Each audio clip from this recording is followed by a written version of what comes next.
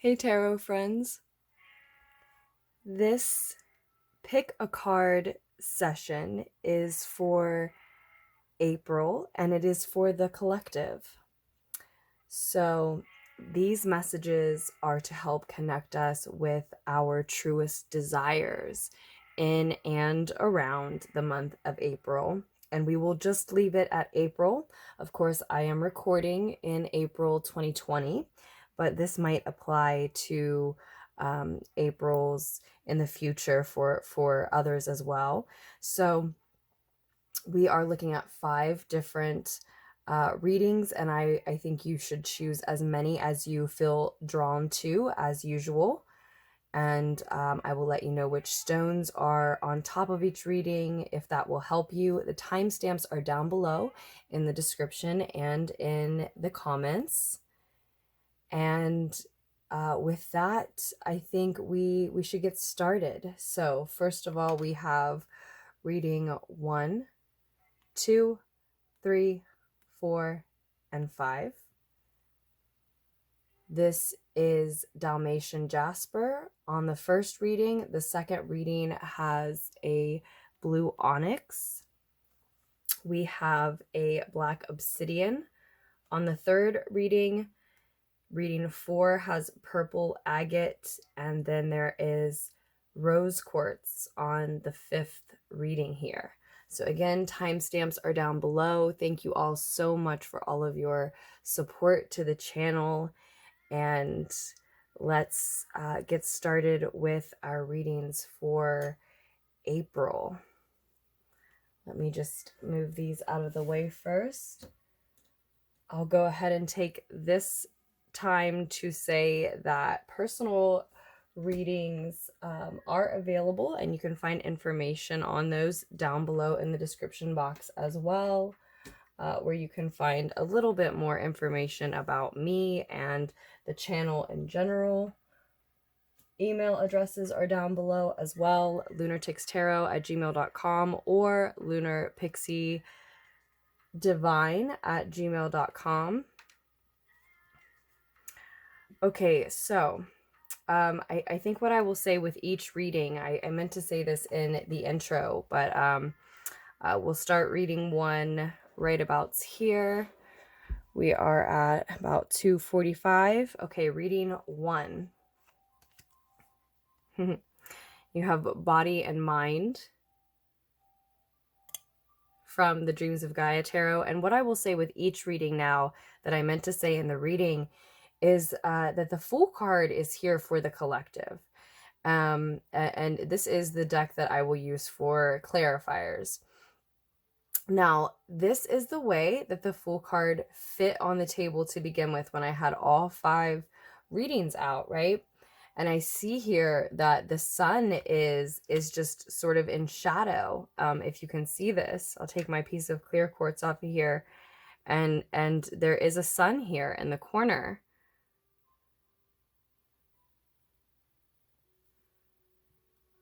This is, sorry about the shaking, this is the Radiant Rider-Waite tarot deck that we're using if you're interested. That is the clarifier deck, I mean.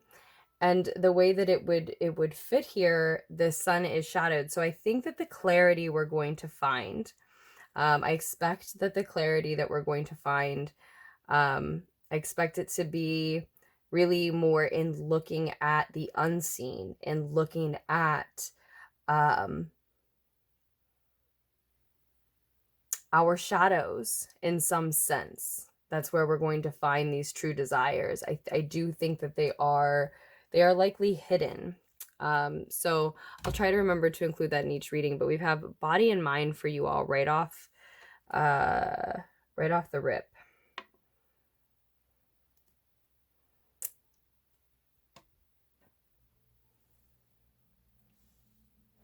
Let me see if this is fitting here. Okay, so body and mind. Just focus this for us. Hope you can see that.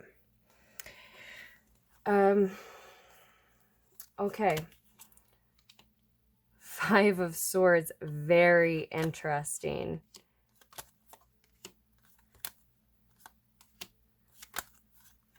So you're wanting to fight for something in April. And that fight may be with someone, you know, you may have to fight with someone, or it may just be in your own mind. I know you can't see all of this. That's the first thing we see. Again, group 1, I'm so sorry. I have like a slightly new-ish setup, and you're, you know, the first one to experience that. So I'm so sorry for the shaking. Okay, yeah. We can fit all these here.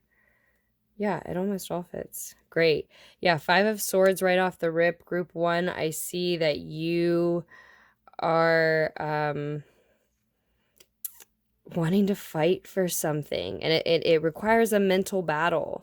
So it may require you to have a verbal battle with someone, or more likely multiple people around you. Or it's a mental battle just with yourself inside your own mind. So that's your true desire. And I just told you that I'm really picking up that these are in general mostly hidden, right? So if that's the case, then you are sort of denying that you want to fight for something.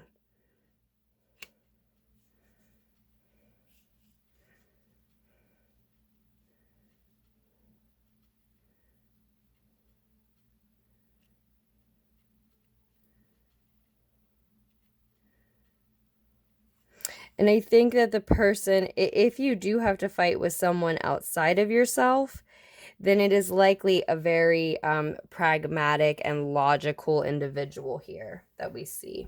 1 second. So it is someone who can see your truth even when you can't, even if you would like to deny yourself your truth, even if you would like to deny them your truth. Maybe it's truly just, at least at a conscious level, unclear to you, and you may be having fights with yourself as well as needing to have some type of confrontation, at the very least, with someone else. But this other person, if they are external to you, they can see the truth inside you, whether you're hiding it intentionally or not. And so that's why you're hesitating. That's what you're up against here.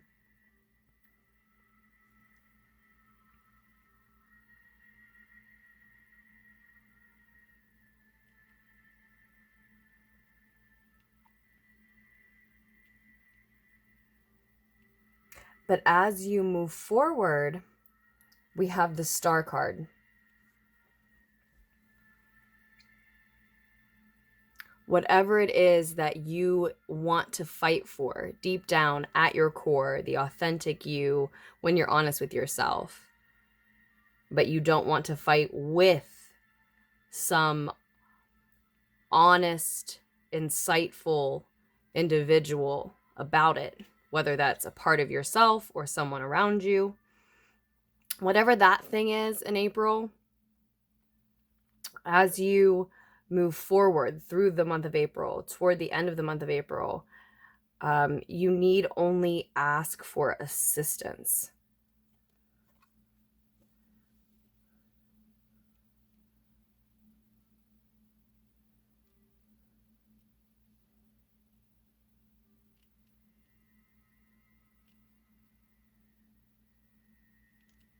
Now, this can be focusing on the bravery that it requires of you to help yourself.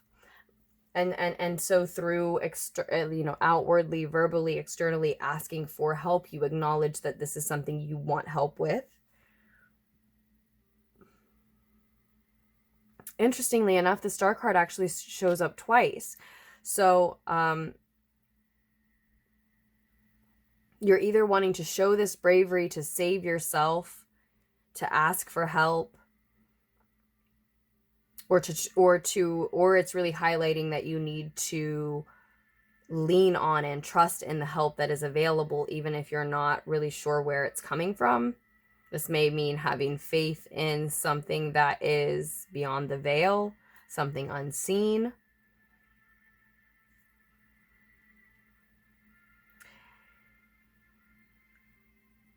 It's a little unclear what this will mean to you, and I think that's because that's something else that you are seeking, that you're asking for here in April, around April, is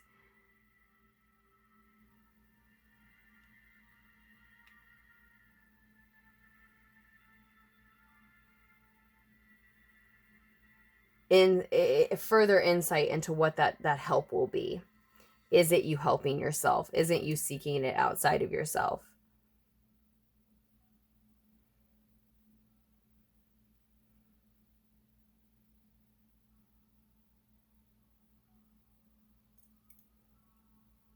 For some of you, a very few of you, to be clear, for a very few of you, I do think an Aquarian specifically comes into the picture to help with this situation.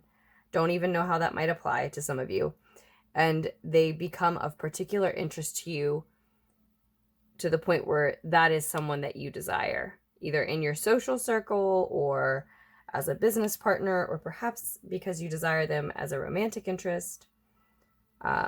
For a very few of you. But for most of you, I think this is you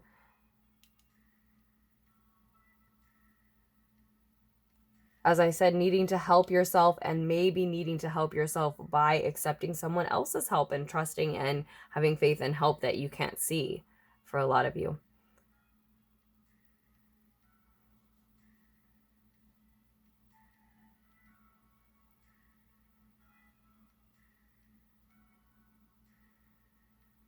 The Six of Earth reversed shows up as an advice card here.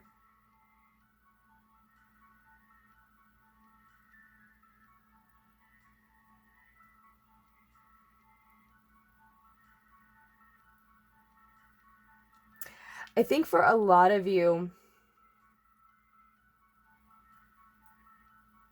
many of you at least, may heal through looking into your birth chart, looking into your astrology, looking into your background, your personal origins, your personal makeup. Okay, so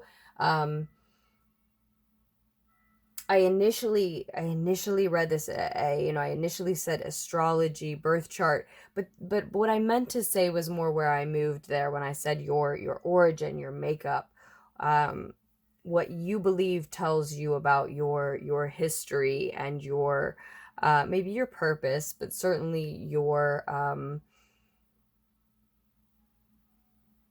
identity and your place in the world. Learning more about that through whatever means seem to speak that truth for you, and for some of you that will be astrology and your natal chart, right? I think that leads to a lot of healing, and that's where this mental battle is moving, whether or not you choose to have this battle out with someone externally or not, whether or not you choose to have out this battle externally. Right, -1 not there. But we see that the star card, yes, is duplicated, but here when it shows up again is noted specifically as peace and healing. This is the SpirtSong tarot deck by Paulina Cassidy. I love this deck. Peace and healing.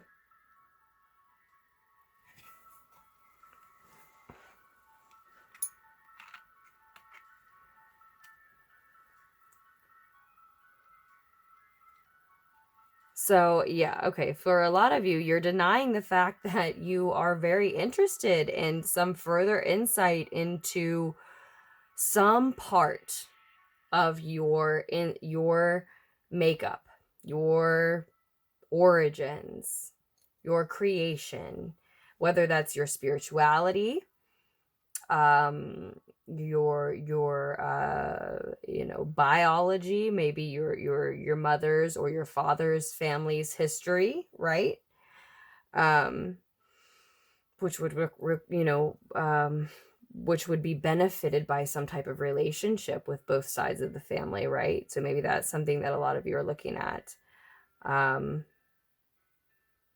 In which case there may be an Aries who's specifically significant with the Fool card showing up here, or just someone who has been a fool in your past in general.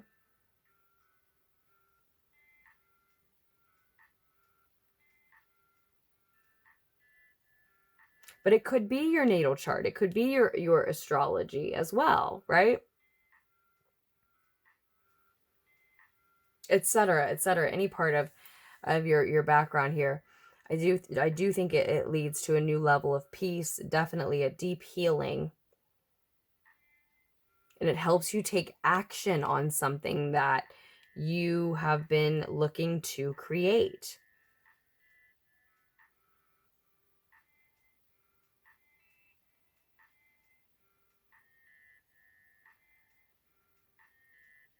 This healing may help you to acknowledge, to see that you have all of the tools that you need in order to manifest what it is that you are interested in manifesting. Or again, it may be a specific Aries who's crossing your path. Or it may just be that you are acknowledging, maybe even realizing that you have all of the tools to manifest something that you're interested in manifesting around the same time that you're healing completely. And, you know, faded as though that sounds that it would be, you know. Certainly seems that, you know, that would be a destined and fated thing if that's happening simultaneously. And showing up in the cards for us here.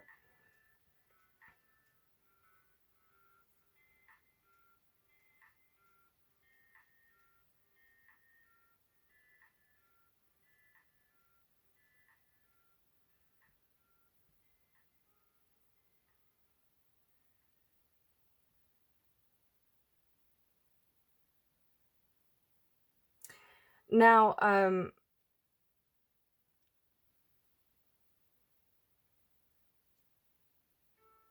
I want to jump back quickly to this mental battle.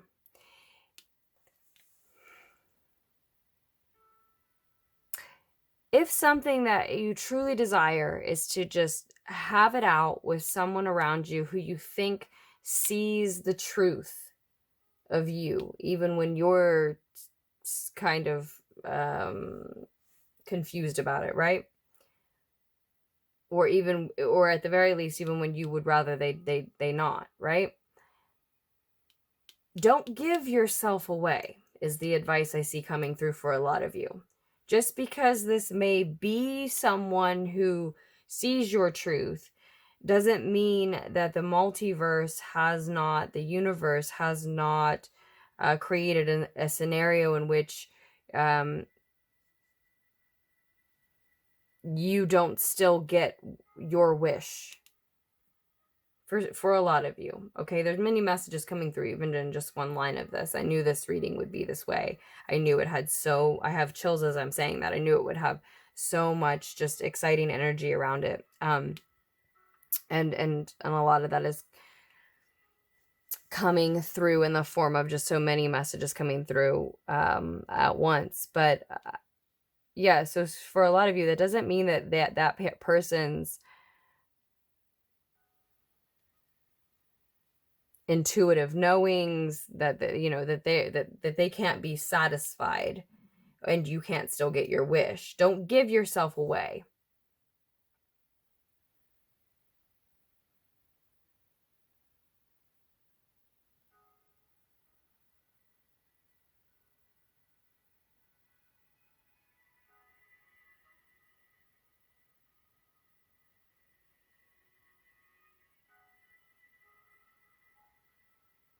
In general, it just may be that you feel like you're dealing with someone who knows more about you than you know about them.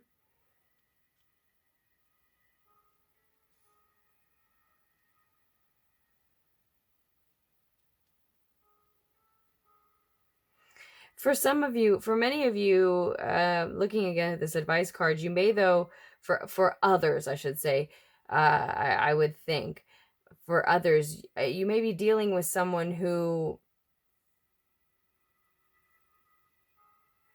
is very rigid, is very harsh, seemingly at least cruel, and who you would hope would be softer with you.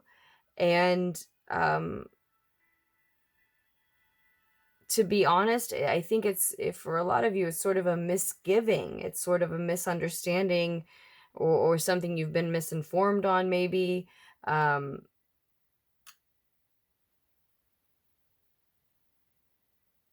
To think that this person should be anything other than as they are, meaning they don't necessarily owe you anything. As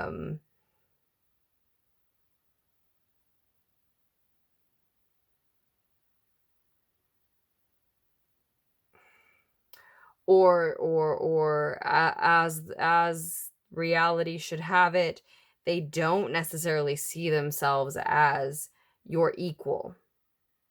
Perhaps they are or know better than you, but they don't know that, and they aren't going to treat you fairly. And that's just the reality of it, right? Or you think they should be kind to you and soft to you just because you feel that you need this at this time, or someone's given you the impression they will be, but in truth they don't owe you any special treatment, if that's the way to phrase it. And so the advice here can just be prepared for this. It all that is to say, the advice here may be that this is not a charity. This person does not need to just give to you if that's what you're hoping for and expecting, just because you're having some sort of mental turmoil here. A little over 20 minutes in, so let's skip down to the other desire is just to escape all this. So you truly do want to fight for something, and I think you're fighting the fact that you want to fight for something, not to overcomplicate things. I would do that. And then, you do seem to want to fight for something that you don't want to look at, is more the way to say it. And it may be an Aquarian, but it just may be something that will really heal you in order to go ahead and face. But there's another part of you, I think, that genuinely just wants to escape from this, to just overindulge in fantasy or some type of substance, maybe drink, etc., etc. And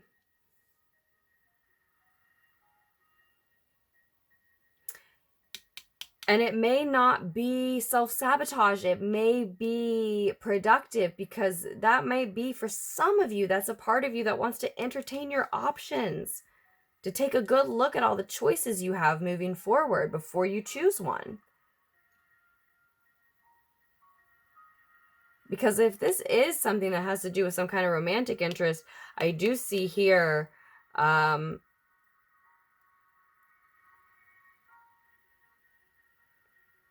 if it's an Aquarian, or if it's someone or something that could lead you through some type of healing that might lead to an actual union with someone that's romantic in nature, I do see a union here. Now, even if it's not romantic in nature, even if it's a business partnership or union or coupling, or let's say it's roommates coming together or something, right? These are still major life decisions, right?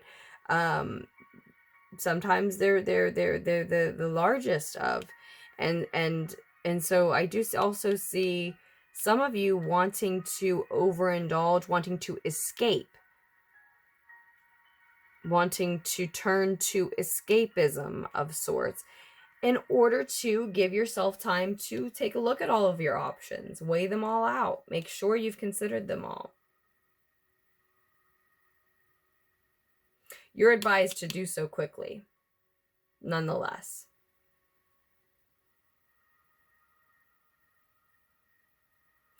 If it's a romantic partnership that we're talking about, I do see that you need to be wary of the fact that one or more of the people involved in this situation are promising things that they most likely cannot live up to. And I noticed that body and mind is here again for the first time since I've gotten into the reading and started to dig in. I notice again that this is here. So, this is someone who maybe even truly believes that they're deeply attracted to more than just someone's physicality, but in earnest, much of the affection, much of the maybe very real love still is rooted in a physical pull, a bodily instinct that seems to override and even confuse perception of the mental connection. Right?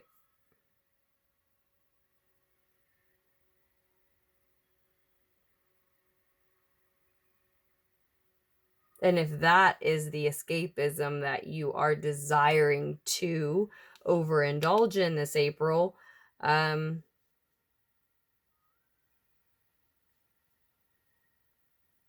that is exactly what you will get is a whole lot of physical connection and progression. Yes. But there's other ways to read this bottom line here as well. That's just the first thing that's come through. And again, and it does, and I'm sure that that's coming from the fact that I do believe that all of this lends itself to the or comes after the initial message that a lot of the clarity and the truth and the happiness and the success and greatness and will be found in the shadows, in the things that are unclear, in the things that are hidden, and in the things that we don't want to look at, even, right? That we ourselves oftentimes purposefully, or at least on some level, keep in the dark, intentionally keep in the dark, right?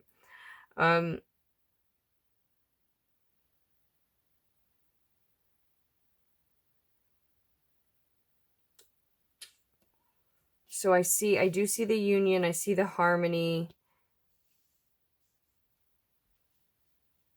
I see the Aries energy, a coming together of opposites, certainly. And again, that could just be internal, that could be within you.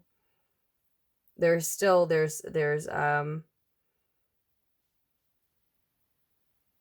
an intense, and specifically noted here, charming and passionate emotional expression, right?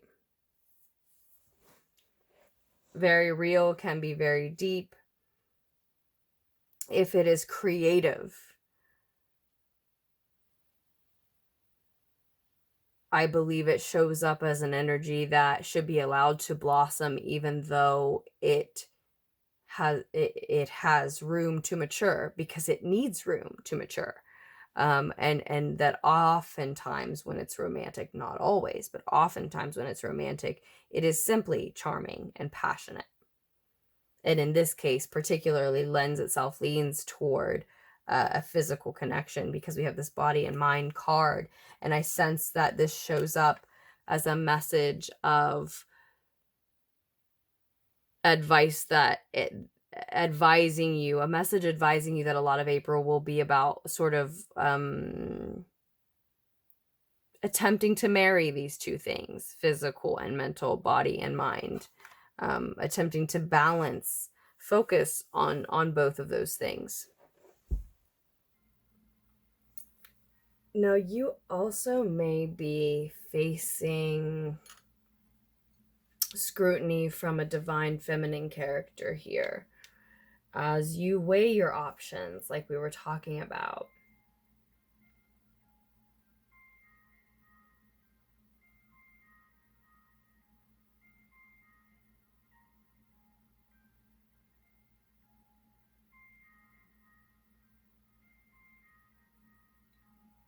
So that could be a mother figure, just a mother in your life, Just a feminine in your life, really.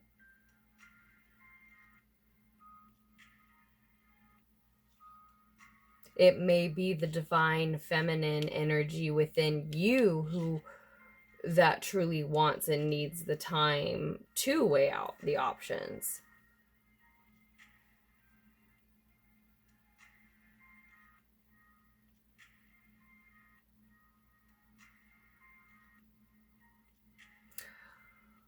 Ultimately, I do believe that we see you making a head over heart decision here, regardless. If not, then I see a pragmatic masculine energy coming in. Now, it could be an Aquarian, Libra, or Gemini, and we said we saw Aquarian energy here already, so maybe it's that same Aquarian, but that's just for some, just for a few. If that doesn't apply specifically, I wouldn't get hung up on it. And if that's not you deciding to make a head over heart decision here in the future, then we could just see, you know, again, a pragmatic masculine energy coming in and weighing in. This could certainly be a set of parents that we're looking at here.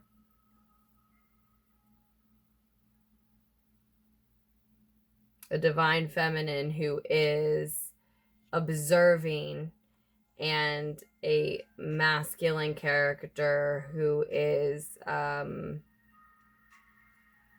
judging, maybe problem solving, possibly when they weren't asked to weigh in. Not necessarily. It's not necessarily negative. It's in the upright, but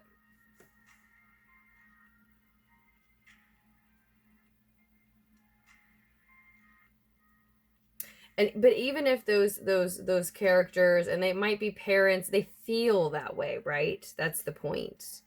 Even if they're not, even if those characters do weigh on the situation in a negative way, we still have expedited progress as the result. And so this message that it is necessary for you to accept these things as part of what is meant to be, as a gift rather than a hindrance, because it's all perspective. You could choose to see them either way. Immediately they might, not necessarily in all cases, but for those of you who they do feel that way, in some cases they might feel like a hindrance immediately, but in the long run, if they expedite your progress and that is necessary to keep your divine timing on time, then ultimately it might have been this gift, this sort of push that you needed as you began this new beginning, this sort of push to look at your shadow side, perhaps, for some, for instance. Again, it looks like the expedited progress is in your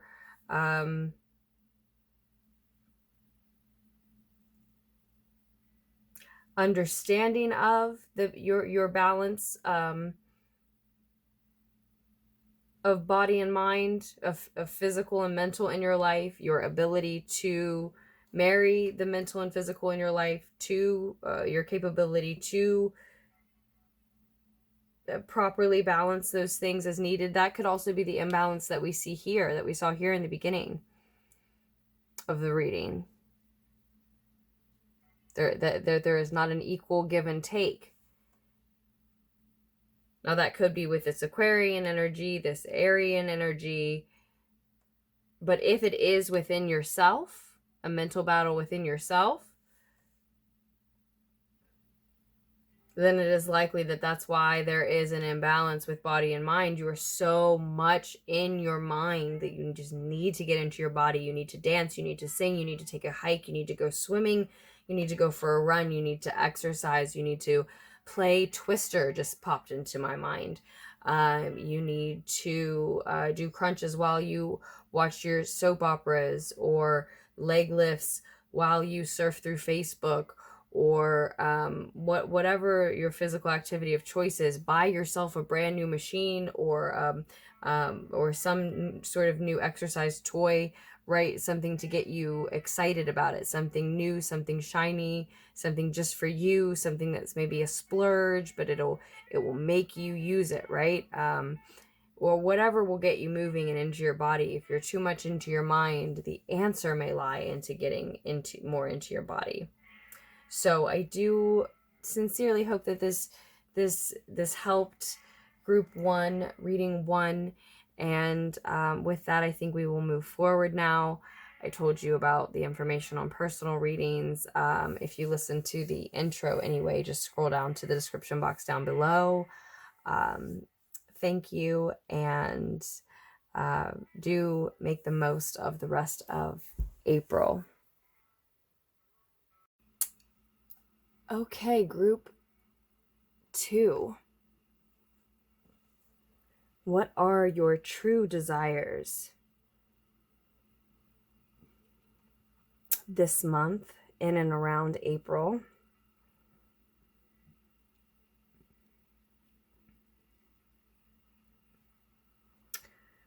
You're searching for a soulful connection. You're searching for truth and clarity, and you'd like to take flight, to get out and away, to escape, right?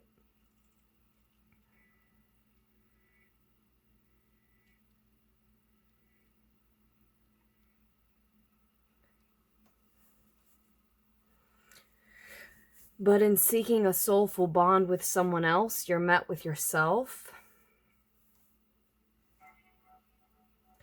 In seeking truth and clarity, you find that you actually have a choice in the matter of what your truth is.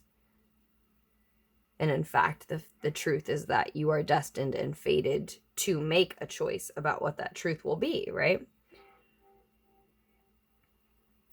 And in trying to escape, to take flight, as I put it, to get away from whatever situation you find yourself in and around April, maybe throughout spring even for some, you find yourself faced with a circumstance that won't allow it, and you begin to allow yourself to feel like a victim of those circumstances, rather than asking the question, why would I manifest this reality? Why would I manifest this lesson? What is it that I can possibly learn from said situation where I would very much like to get out and away and escape on my own, but I find that I am unable, right? For many of you. And see, that particular desire and roadblock, this last one that we see here, really lends itself to the Dreams of Gaia tarot card that you have here.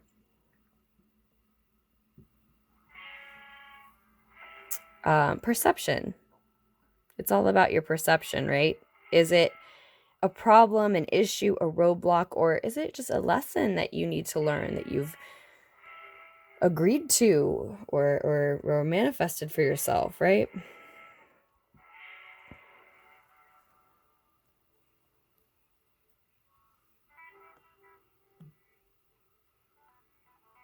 Sorry about all the shaking. Group 2, you are the group with the blue onyx.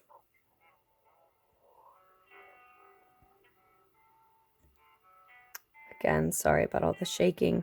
I think you can see that. And it truly is blue.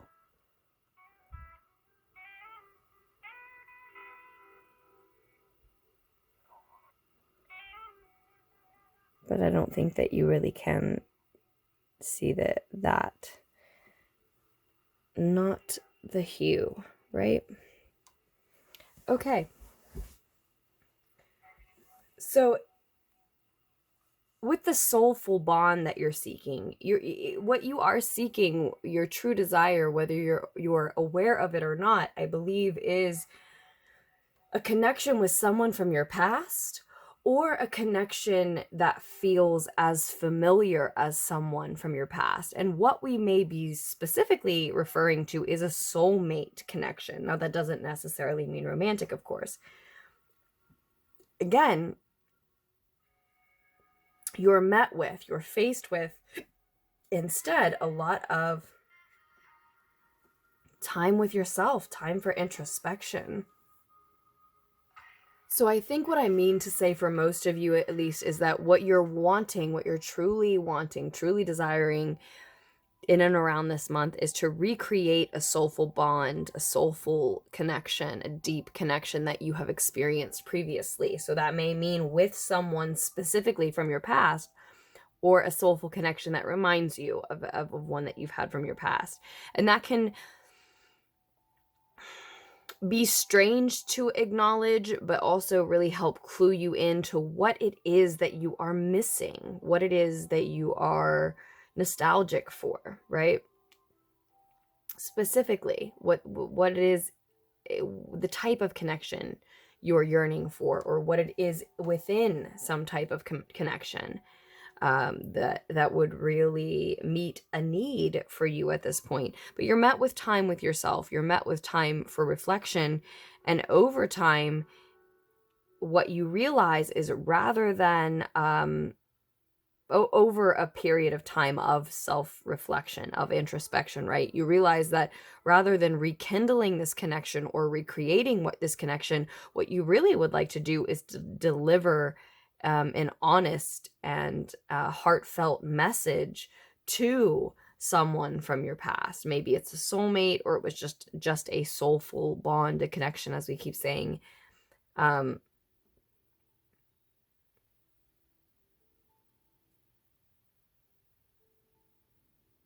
Your advice is to be sure to protect your boundaries as you do so.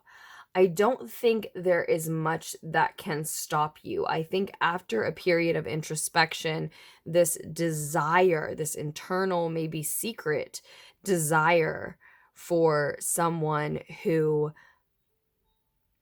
you hold above others, for a type of connection you hold above others,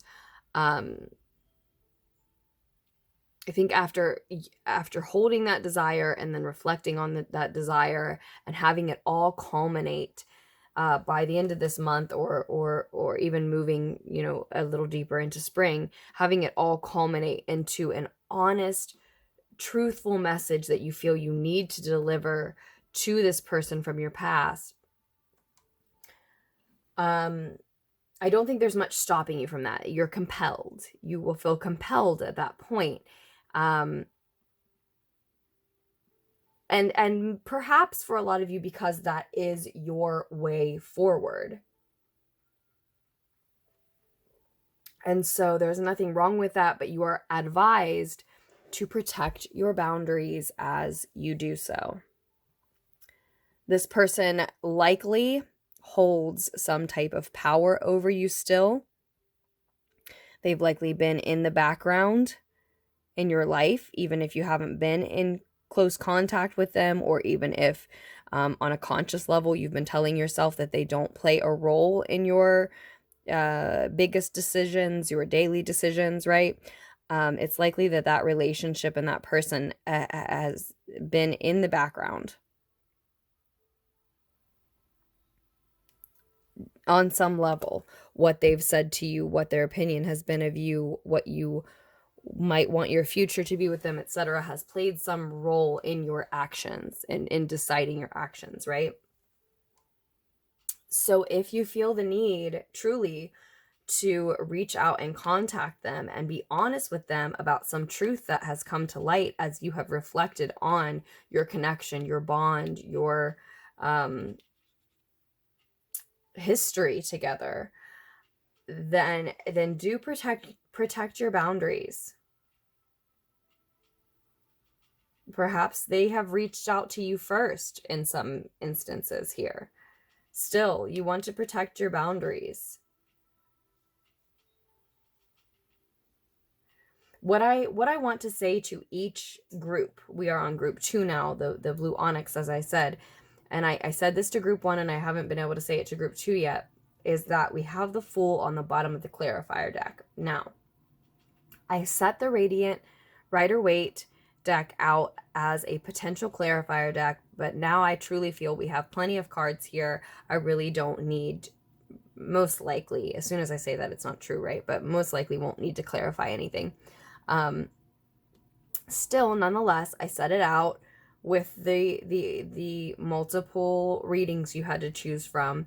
And from the intro, from the beginning of this session, it has been positioned in a very similar way to where the portion of the card that displays the sun is in shadow here, okay? And I said this to the first group, and I'm going to have to say it to every group.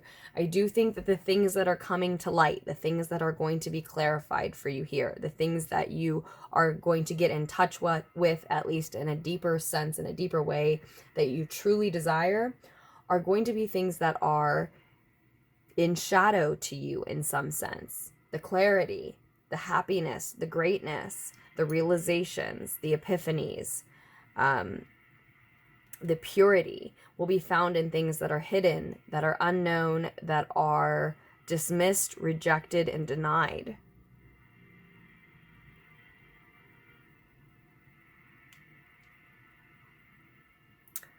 And so it's particularly interesting in this group because we have the Ace of Feathers facing the Fool. A minor arcana card, speaking of clarity, directly facing this major arcana card that the collective really received initially. Also speaking of clarity. But more so of a new beginning. The sun symbol here, to me, is speaking of clarity. But the Fool card in general, more so speaking of a new beginning. And so they face each other in this sense of saying, you know, mental clarity will be your foundation for a new beginning for a lot of you here in group 2. And that is why you are desiring that clarity deeply. And is that known to you? That there is a clarity you feel you don't have still?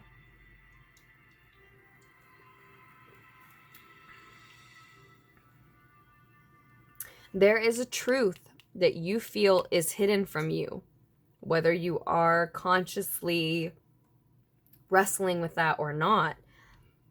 There is a truth that you are seeking, and it might be about this soulful connection. It might be about that person, from that person.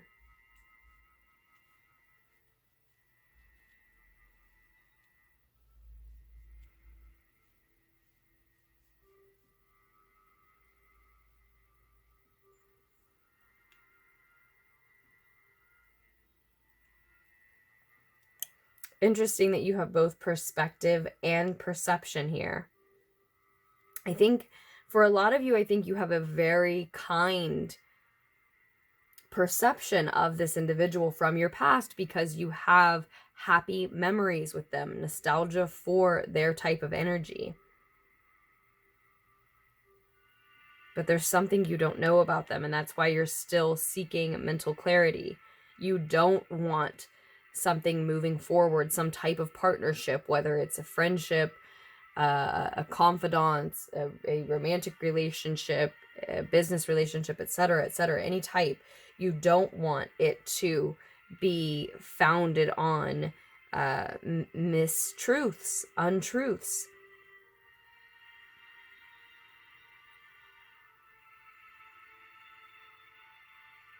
For those of you that they have simply re-entered the picture and it wasn't something you could control, it wasn't something you could foresee, you want to adapt to their presence, and that is a pressure that is playing on you here. Again, whether you are considering that consciously or not,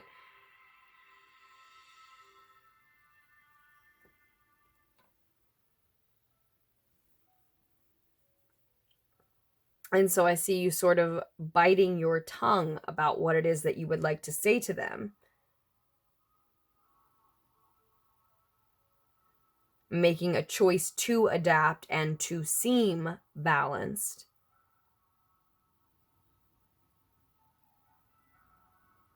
But as you find ways to contend with this individual's presence, you begin to unconsciously, inadvertently convince yourself that some of their mystery and elusiveness, some of their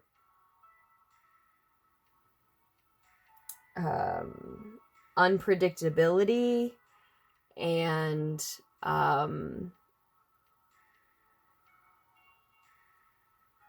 maybe on some level for some disrespect, rudeness, but above all,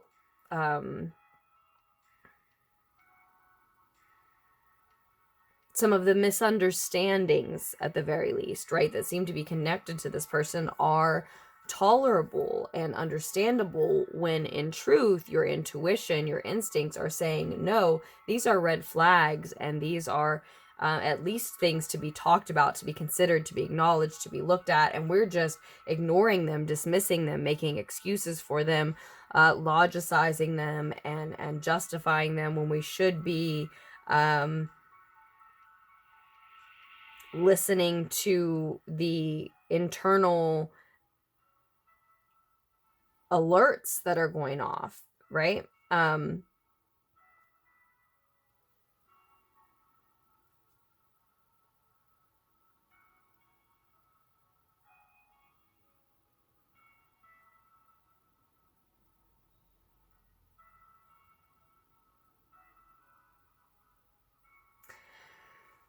What happens here is that at first, once you realize that there's a truth to be communicated to this individual, you think that the brave thing to do is to communicate it to them, that it would be courageous of you to do so. And moving forward throughout April, throughout spring for some, you come to see that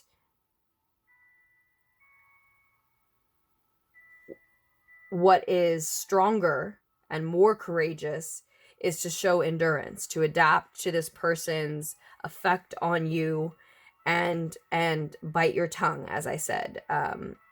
Move forward without having to actually deliver that message, or at least not in as harsh or honest maybe of a way as you had wanted. And then eventually what we proceed to from there is an acknowledgement that what's truly courageous here is to protect your damn boundaries. The brave and courageous move that needs to be made, what you end up landing on by the end of April, maybe the end of spring for others, is this this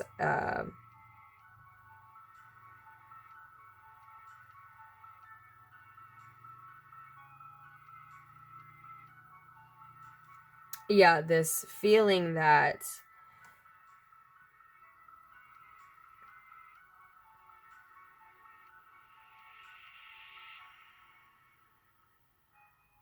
protecting your boundaries is actually the most courageous and strongest thing that you can do, to admit that those boundaries need to be protected.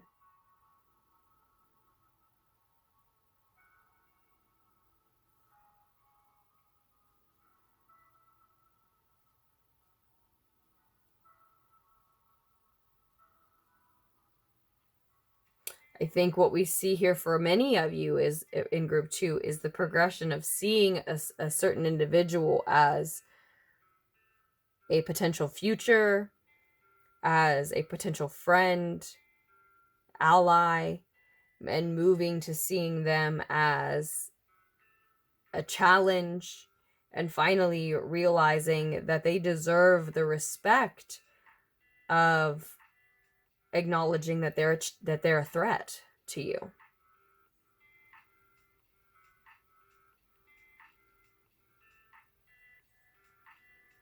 Perhaps what I see here is perhaps they do seem like someone who can help you grow and know yourself better, because they are. But that doesn't mean that you won't also realize that the ways they will help you grow, and that the ways that they will help you know yourself better, is by sincerely, deeply, dangerously challenging you. And if you don't heed this warning, this message moving forward, it may take you a minute longer than, as I said, into the end of April, even into the end of spring, to realize that danger is truly a threat to you, could truly be a threat to you, if you didn't choose to protect your boundaries.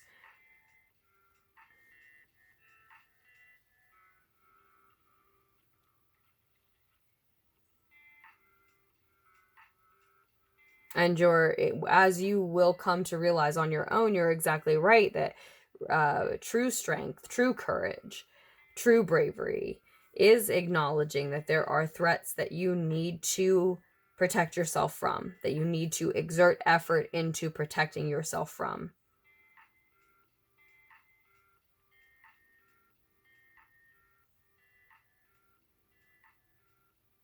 I think for a lot of you in this reading group too, you see a new beginning on the horizon with someone from your past.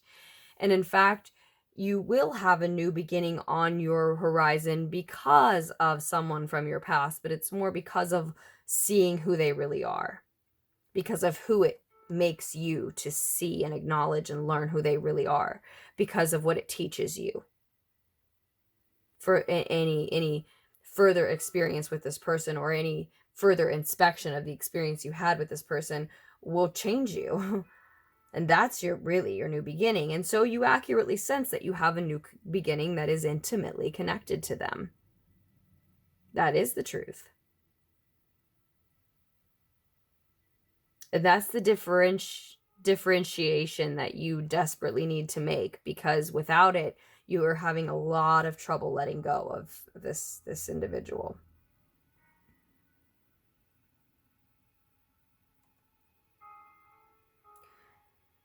You are receiving the guidance, the message to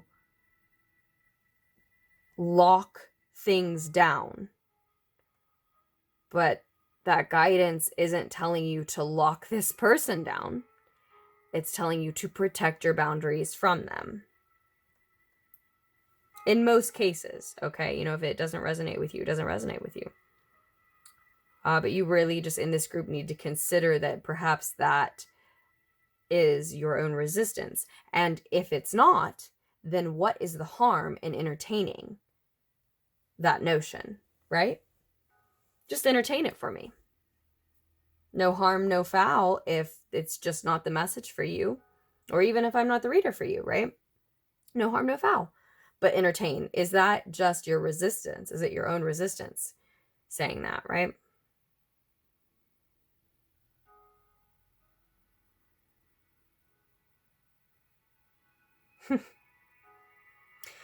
So when you decide that you simply just want to get away from the situation, whether you're able to learn some truth about this individual or not, and I hate to make your reading all about someone else, but it seems that that's what it's become. It seems that there's a soulful connection you're quite interested in, a memory from your past that you're quite interested in recreating. So whether that's a person or just a state of being for you,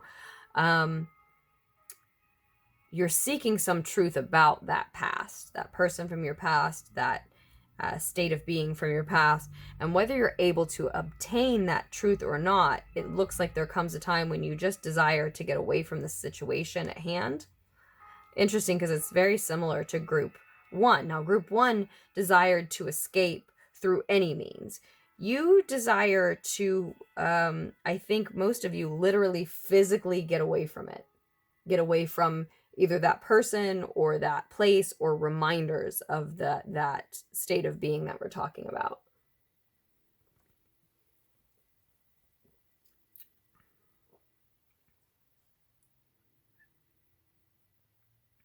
Or if you're willing to escape in other ways that are available to you, you want to rise above the situation. To, take flight, to get a higher perspective, right? But there may be something that keeps you from getting away from the situation, keeps you from being able to. And if that is the case, it looks like it's something that you're either manifesting that for yourself, or you're under a powerful influence that you know not of.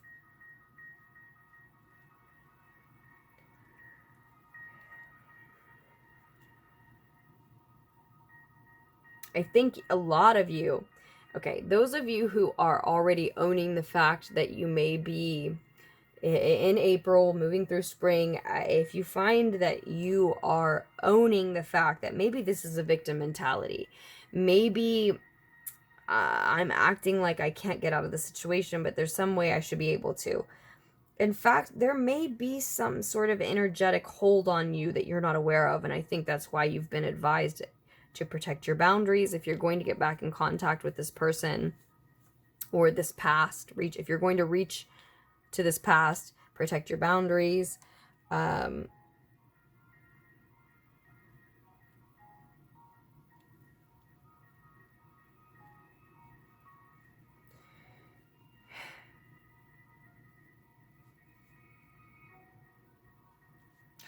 I have to say this, certainly during this time of quarantine, right? If you're going to physically reach out to this person,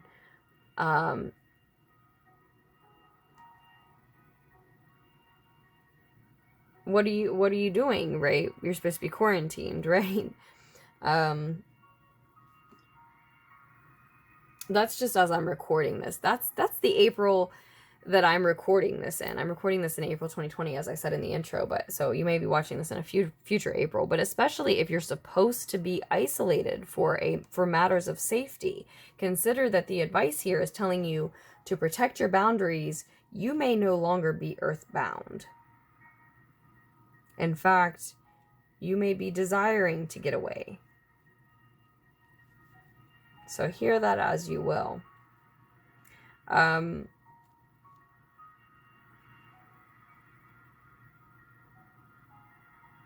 For a lot of you, that also could be speaking to the fact that if you desire to connect with this past, this person or event or state of being, version of yourself even from your past, you can do so in the 4D through astral projection.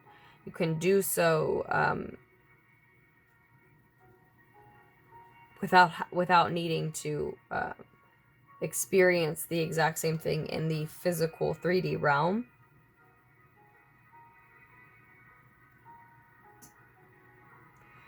But there may very well be an energetic hold over you. You know, it's true that we all practice magic and spells on one another, whether we intentionally mean to or not, just by emoting in a very intense manner, in a genuine, sincere, intense manner.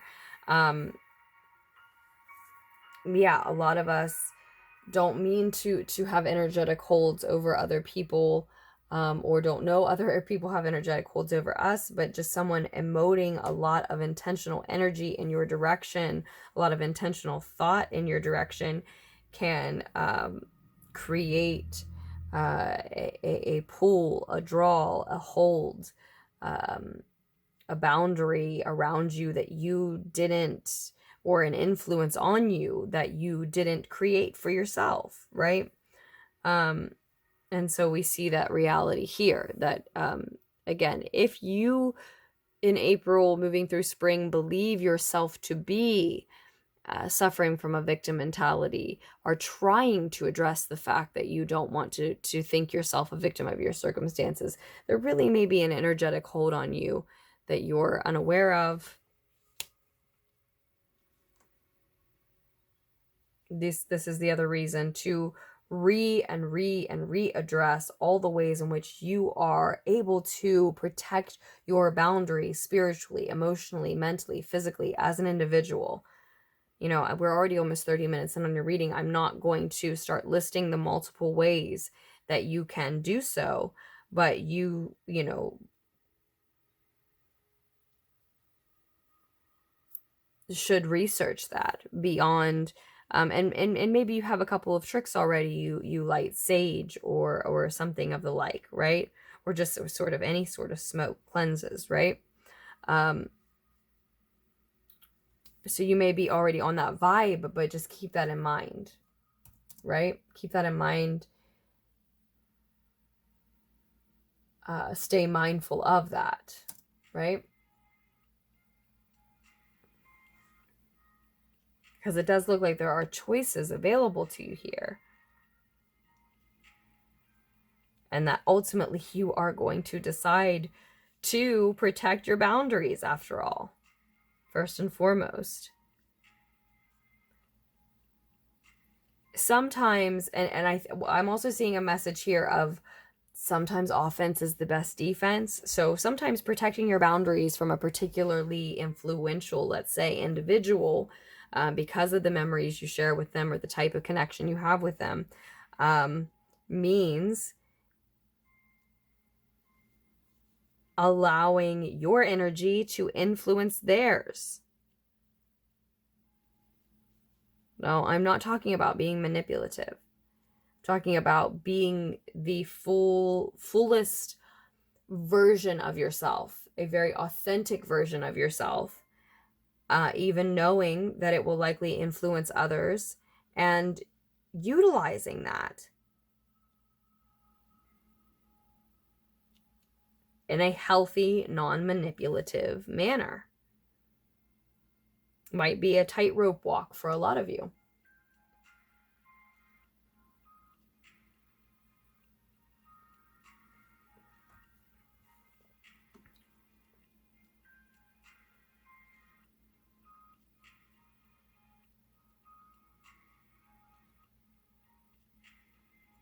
Yeah, there's a strong message to be very careful of how you are perceiving certain people, especially people that you feel a soulful connection with from your past, or that you feel a soulful connection with that reminds you of a connection you've had from your past. 4/4 may be particularly significant, hold an additional message for you. Just be mindful of how you're viewing those people, and even once you decide to protect your boundaries, as we can see here in this version of the Four of Earth, the Four of Pentacles, even once you decide to protect those boundaries, who is helping you with that? Have you questioned that individual, right? And I mean internally.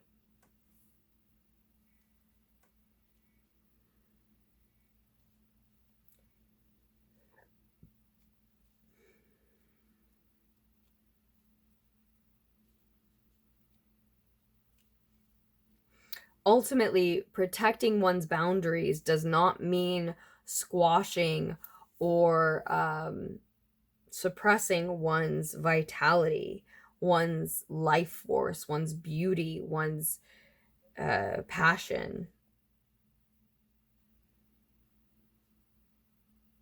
It may be something that looks very much like that, but protecting your boundaries is something different. That is to preserve your life force, not to squash it. And the distinction is important.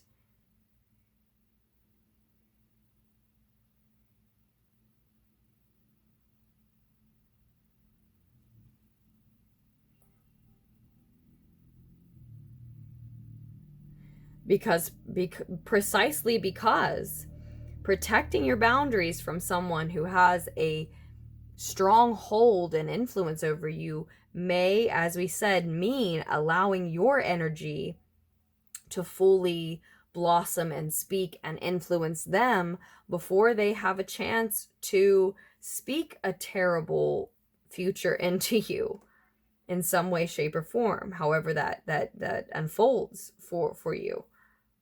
That's probably exactly why you hope to get away from them. Some part of you knows that there's some sort of energetic influence that you can't see or seem to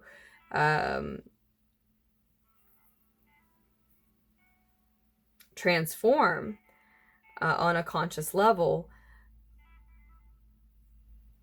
that leaves someone else in a position of power over you that you really aren't looking for or asking for.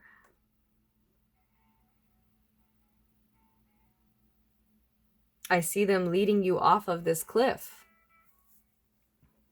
But we are over 30 minutes in. I did the same thing on the first reading. This is going to be such a long pick a card. But you don't have to hide you. In fact, you shouldn't in order to protect your boundaries. Protecting your boundaries might mean unleashing your full self, revealing your full self. How contradictory does that sound, and might that feel to a lot of you this April, this spring, that protecting your boundaries may mean revealing your fullest and truest self to those that you desire most. You may protect yourself from a toxic version of them by influencing them before they speak something that is unproductive and unfortunate into your life. If that makes sense. I hope that makes sense, because it so does to me. And I know I can see just what the message is trying to say to you, and I'm doing my best to relay here.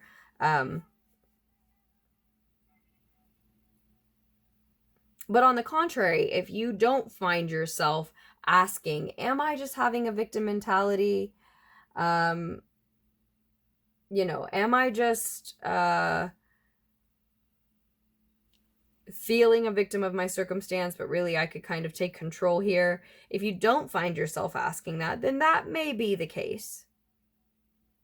And that may be why you're letting the wrong person advise you around that time at the end of April or even the end of spring. As I see these desires sort of evolving as we move down here, down the reading.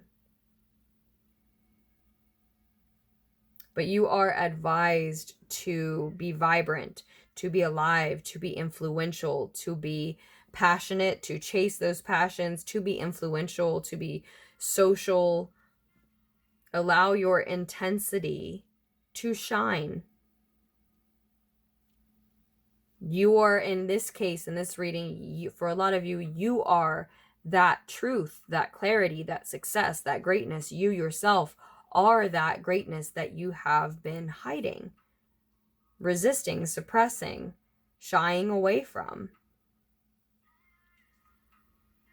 Perhaps for some, because you have been pursued by characters like this that you feel a deep connection with, and yet feel you need to put in their place in some way at the same time. And so you would then squash your full vibrancy, because what if that it just attracts them more of them, or more intensity from them, right? But no, your protection is to allow your intensity to influence them. They are perceiving you. I mean, this is such an elementary message, but it's coming through and it's for us here. They're perceiving you the way you're perceiving you. You allow your light, your truth to shine as brightly and as intensely as it is meant to. And suddenly their perception of you shifts as well. Your perception of your power shifts, and so their perception of your power shifts. And so then some of the things that they're trying on you that you are needing to guard yourself from, they wouldn't be stupid enough to even try on you once they perceive your power to be as intense as it truly is. But you have to perceive it that way first, so you can show them how intense your power truly is. That's what we're looking at for a lot of you. And that is the opposite of what you thought you were walking into or wanted with this message coming through, the fact that you truly desire this soulful connection, maybe a soulful bond. It's not to say that this person can't be as deep or real or familiar or even kind as you hope that they will truly be or truly are. But that's just to say that the connection is going to reveal things about the both of you that you don't expect. It's going to ask you to make choices, put you in positions that you don't foresee or expect. And, so that's the progression of what we've been talking about. And so, no, it's nothing like what you wanted to hear. It's nothing like what you expect. That in itself is the nature of the message here. No, it's not. It is a brand new, beautiful, blossoming beginning this spring. It's just completely unexpected. But that, dears, that is exactly why you are seeking truth and clarity so hard. You know that there's something beneath the surface here that you feel coming, that you know to be true, that isn't in front of you. So no matter how much you like what you expected to come through, there's going to be some part of you that is still seeking truth and clarity. Why would you still be seeking that, looking for that, unless were lacking it in some sense. And then you want to get away from it as soon as you have it. And it makes sense.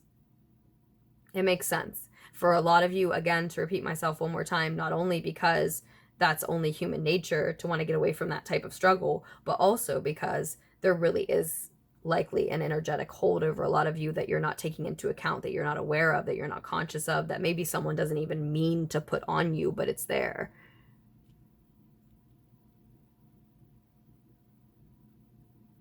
The first step is not only the hardest, it's the strongest.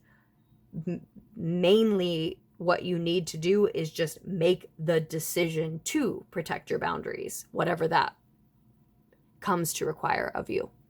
But with that, group 2, your message is the longest, the absolute longest. I truly hope that the needed insight was able to reach you, that you will scroll down if you are interested in a personal reading, and take care, make the most of the rest of April and the rest of spring. Hey, group 3. You had the black obsidian.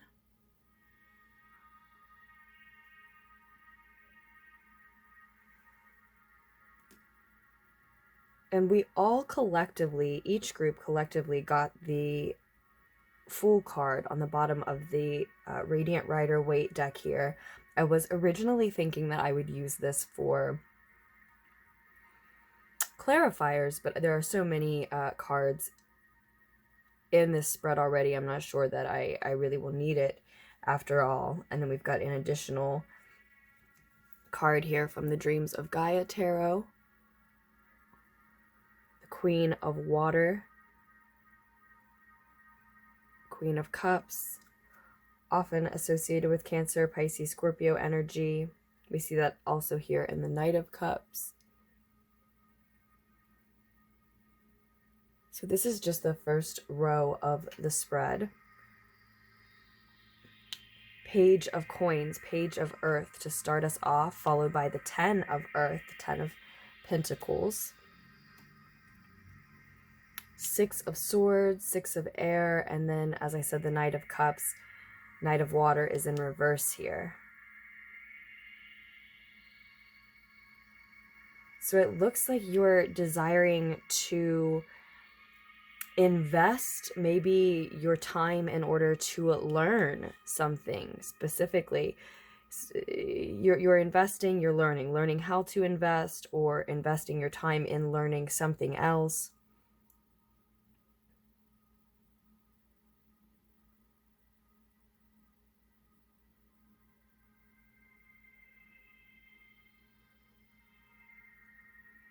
And you are receiving as a result of this. The time you need, the connections you need, the funding maybe you need.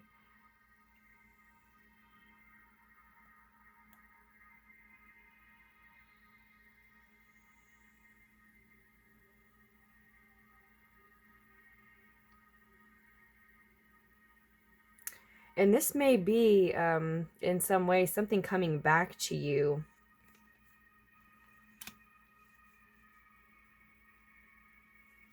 That really was already yours, that you already believed to be yours.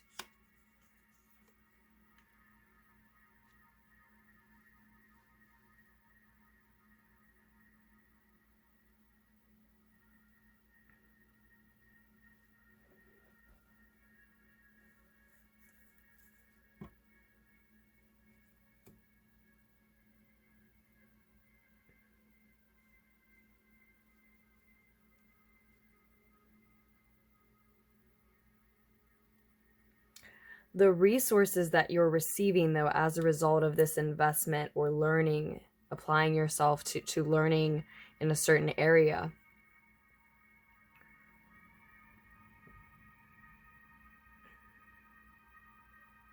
and or the resources that you're receiving in order to invest, right? Like I said, the time you need, maybe the funding you need, something like that. It is a considerable amount of wealth, of time or money or whatever resource it is that you require here.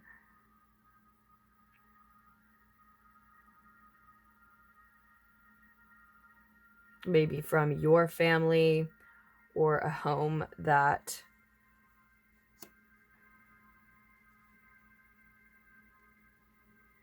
is just very stable, and they would like to extend that to you, even if it is not your family, right? Something of that nature. And this arrangement here is taking you, this decision to invest, this inspiration to learn, to grow something, met with a very wealthy connection that can help you afford that path. This culminates in you moving into really a calmer mental and emotional state than you have been in. If you've been stressed, if you've been losing sleep, in arguments with someone, maybe yourself even, etc. Just in a stressful environment in general.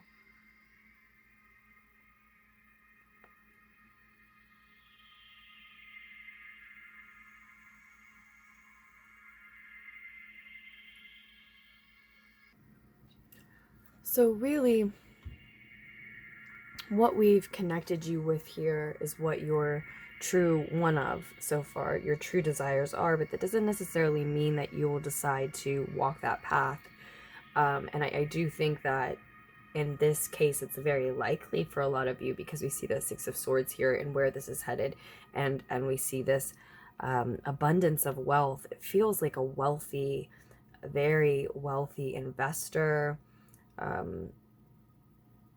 generous family, or an overabundance of time to invest in something that you are truly desiring to invest your time into. And I so hope that you take advantage of that wealth, that opportunity, because I do see that calmer mental and emotional state, that relief of stress as a result.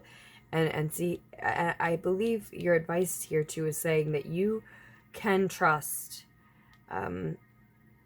actually in this instance, though it is the Knight of Cups reverse, you can trust whomever it is that is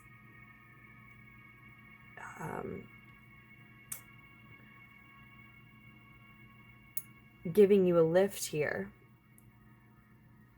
Whomever it is that is affording you this time, this wealth, helping you to travel to a calmer mental, emotional state, at least maybe to a new physical location as well, because you do desire to leave a group here. And I see that, again, if you decide to honor that true desire of yours, if you hear that and decide to walk that path, and that's what I see you truly desire to do at this time, in and around this month, that I see that being a successful move for you as well. Whether that's a job, a social group, a place of living, a particular relationship or relationships. But I do see the advice being to sort of allow your emotions to overflow in this instance. Sometimes it can be, of course, warning you against that.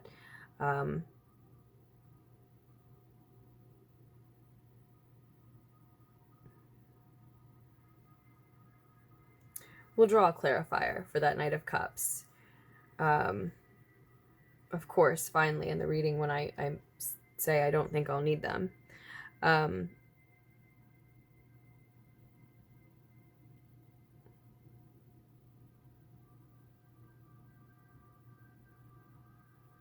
And again, if you do desire or choose to honor that desire of yours to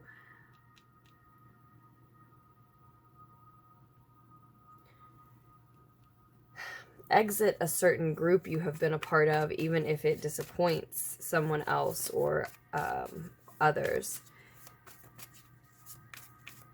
I think you are met with some type of victory, some type of win. It turns out the way that you expected, very likely, or just as well. And I think a big part of that is that it leads you to a fated event, perhaps a fated opportunity. But I am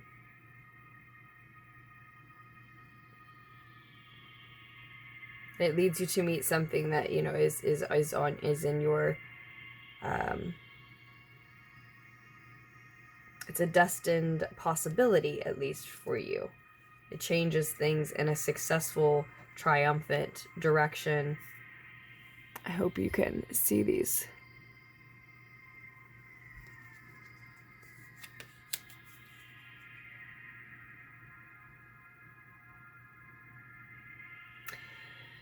Yeah, so for some of you that is the case. It's going to go two directions. For some of you that is the case, that it's going to be okay to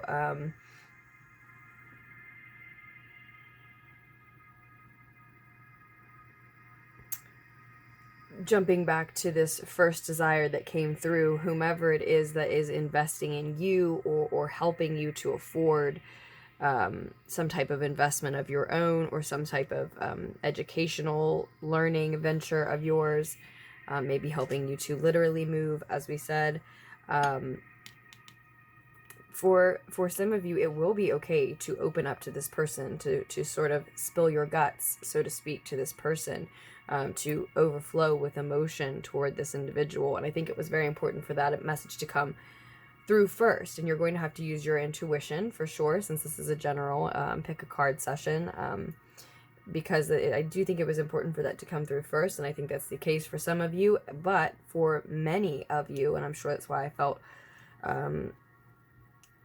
compelled to pull a clarifier here, is this, it's the opposite. As I said, it can be saying the opposite, and for many of you it's saying the opposite, that you want, yes, to be careful about opening up to too much to this individual, about oversharing with this individual. That doesn't necessarily mean that they are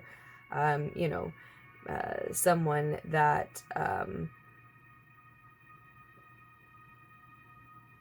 you can't trust at all, but there are just some things I think that you should hold back.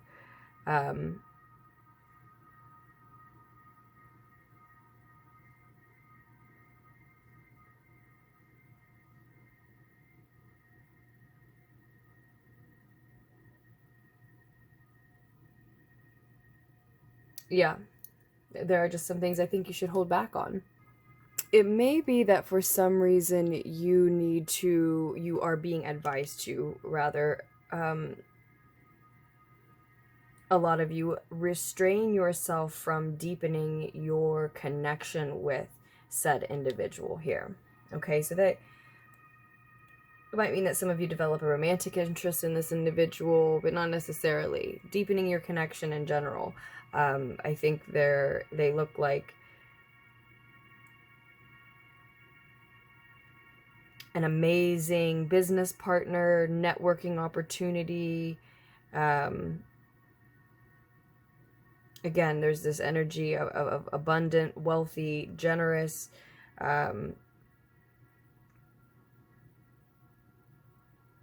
and an investment in you, allowing you to make an investment somewhere or in yourself somehow.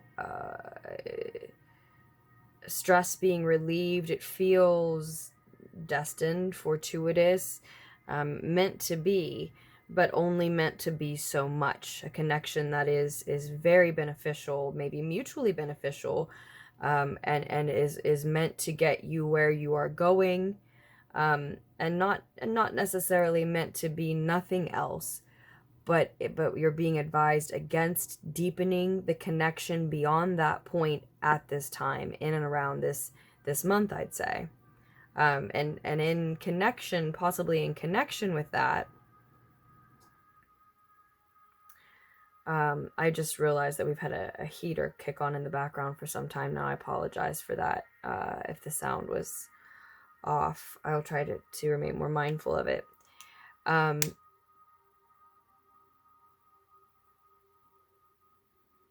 But possibly, yes, in connection with that is you needing to restrain your desire to overindulge in some type of release. So perhaps you have a tendency to overindulge in, let's say, drinking and partying. And so does this individual. And if you deepen your bond beyond a business connection and make it more of a friendship connection or a romantic connection, then you may, at a very inopportune moment, encourage that somewhat unhealthy, at least, part of the both of you. When you have this fated moment coming in, possibly a fated opportunity that you need to be looking out for and ready to take advantage of when it presents itself to you. Since we know with the Wheel of Fortune card,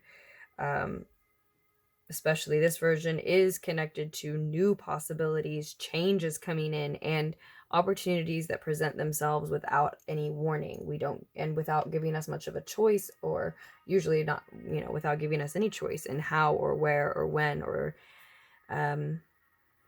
that opportunity presents itself. But again, it still remains our responsibility to take advantage of it and spot it, right? Yet another message coming in, though, is also, though, that if and when you find you're holding things back from this individual, maybe you are trying to, as I said, keep them in the dark about something, even though you are doing some type of business together.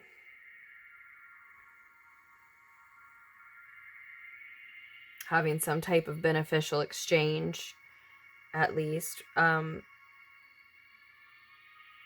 If you find that's your position, know that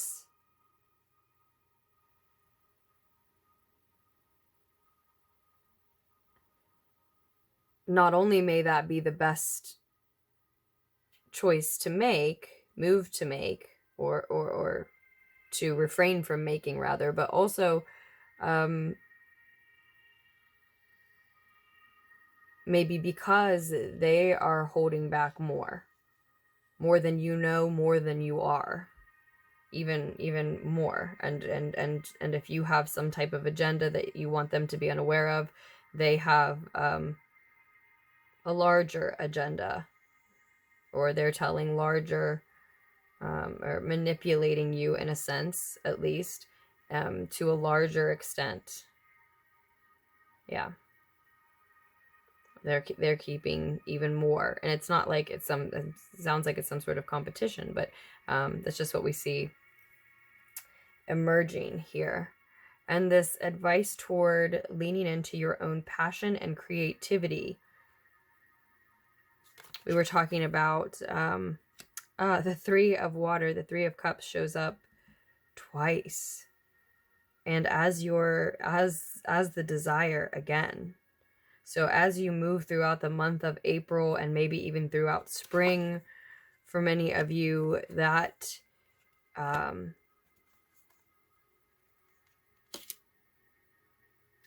desire to exit a group,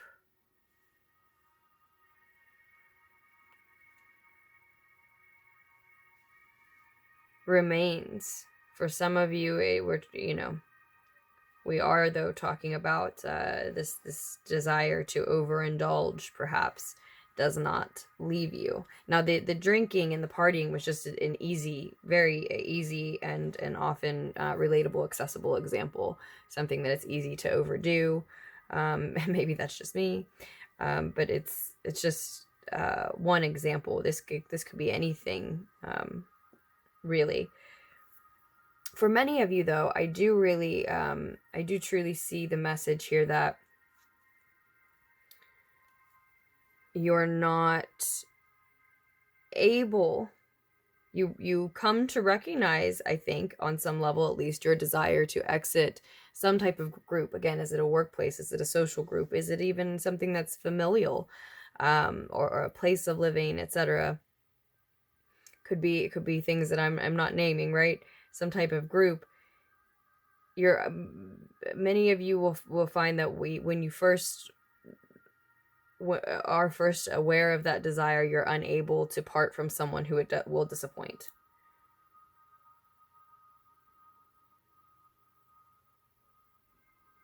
And so come the end of the month, or even the end of the season, the longer season, right?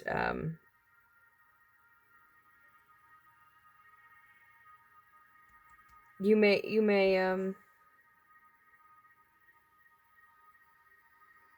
still be trying to live that true desire out, still be trying to, what I want to say is convince yourself that it's okay.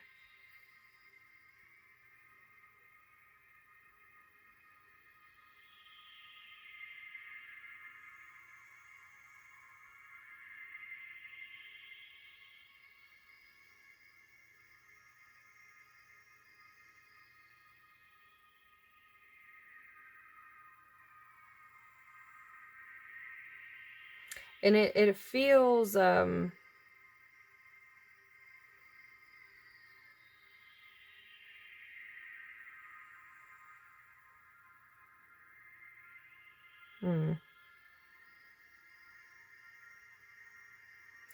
feels, yeah, like it's faded either way.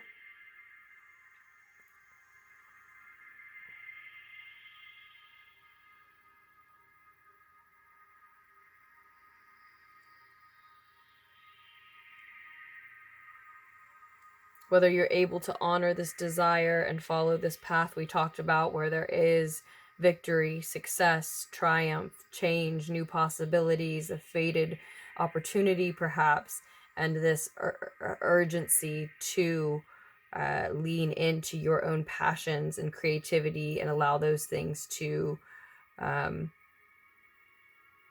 flourish and begin to influence others the way that they're able to.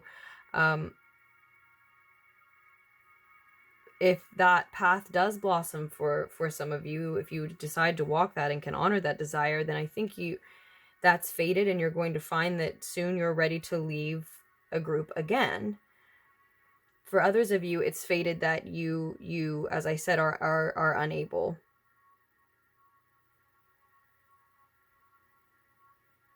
There may be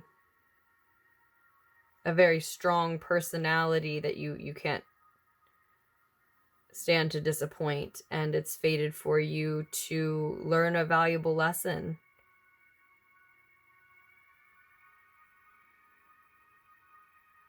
And allow that process to evolve you into someone who is ready in the future, moving forward, ready then to face that strong personality, or and to elevate and choose your happiness, your path, your future over theirs. Ready, choosing your direction, again, your passion, creativity, sense of purpose,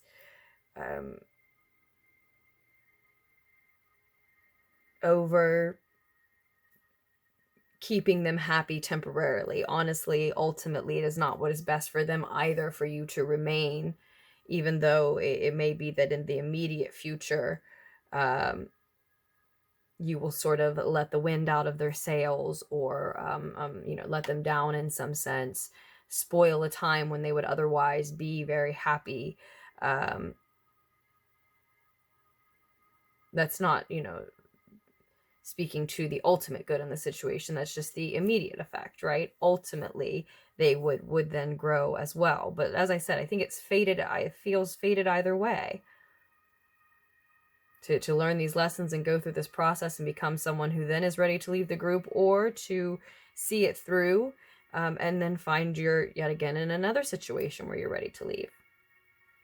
For many of you, for others, or it can be both for some too, but simultaneously there's also this thread of someone who continues throughout the month, throughout the season, to deal with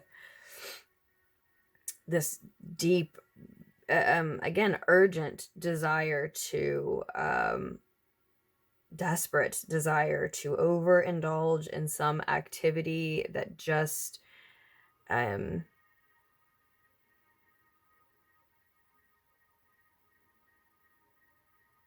that you can drown in. And I think that's why I use the example of drinking and I said partying, but it could be any kind of substance. It could be any sort of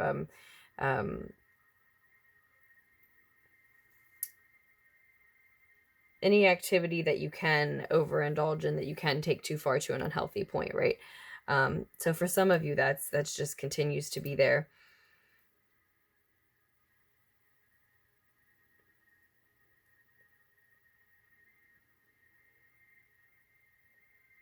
And if that is the case with the Five of Pentacles showing up here, I think you have the means, the funds, the time to, a lot of you, to do so, to overindulge. And that may be why the temptation remains and is so loud, shows up twice, and won't stop, and drowns out other things, at least in your mind. For some of you, it's part of this past that you are moving away from, a piece of it that you're having trouble, at least mentally, emotionally, releasing.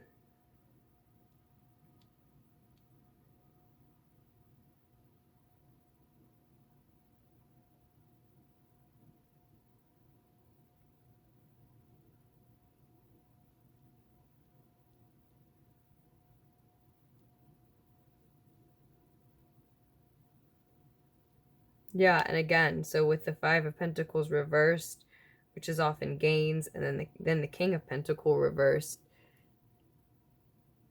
a mastery of one's physical reality.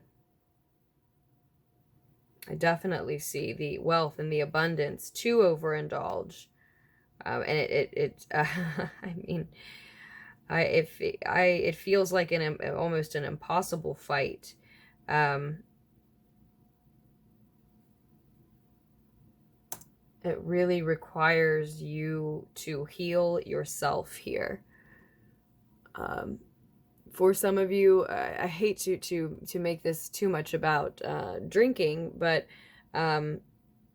we'll just keep with that example, is what I mean to say. I'm just going to keep with that same example because it's, again, an easy one, and so it might hit home for a few, but for others, take it as that example.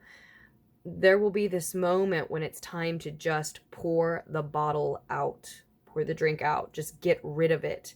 Just take the temptation away. Yes, maybe it seems like a waste. Maybe you have to detach and sort of dissociate from what you're doing in front of you, and it seems surreal and crazy, and you feel like, I don't know who I am, but it's time to pour the bottle out. And that's just, like I said, an example, a metaphor for a lot of you, and that's your moment. That's your moment. That's your big moment. That's your time to choose you, to choose your path, to choose your healing, and to do your part in healing yourself. The divine can do so much. Your connection to Gaia, to nature, can do so much.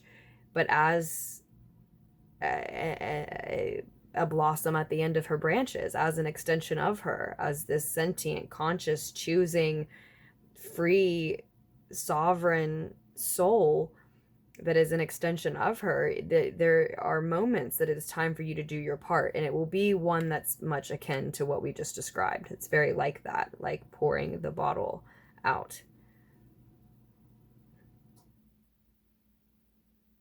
And see, it may be that this individual who's offered you enough wealth, time, resources, abundance, help in order to transition, that I said you know is very beneficial for you, but you don't necessarily want to take the connection too deep. It may be that they are the ones who, in continuing to offer you more wealth and in continuing to be there for you as you exit another group or other groups perhaps, or just be around as you struggle with this deep desire to overindulge in something, as we keep saying. It may be that they are, in a sense, putting the temptation in your hand, putting the bottle in your hand, again, if we follow that same example, or at least doing so indirectly by putting that wealth in your hand. This can be the same individual here throughout this reading this month, this season.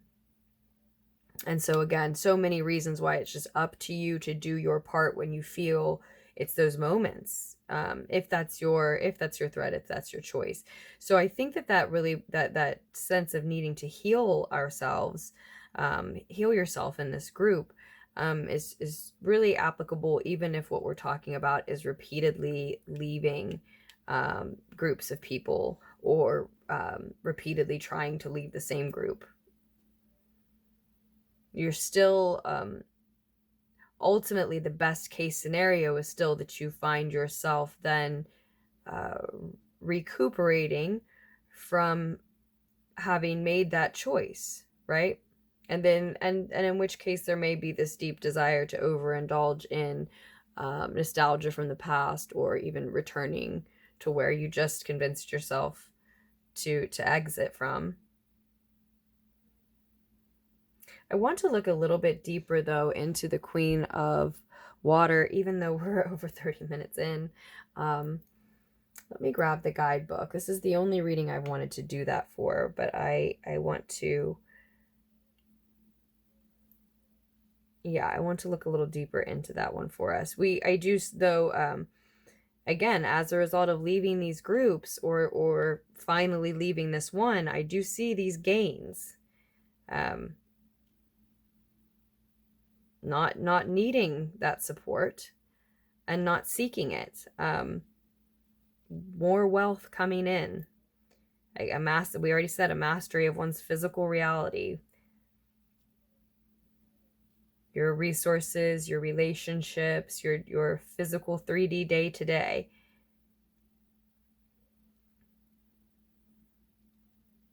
And then, yes, a need for some rejuvenating of oneself, for sure, and healing in that sense, but also for a lot of you then a need to, or rather being advised to here, give back to your environment with that wealth. Reinvest then in an environment. And I sense it's likely more of a sense of paying it forward rather than paying someone back, right? But again, I do want to look at this Queen of Water quickly. So right off the rip, immediately, I see that I've highlighted here, she is loving, this queen. She is loving, she is compassionate. And she has to protect her boundaries. She's always kind. And it says she is, quote, giving of herself to a fault by having and maintaining healthy boundaries. Does this watery queen protect herself from becoming drained?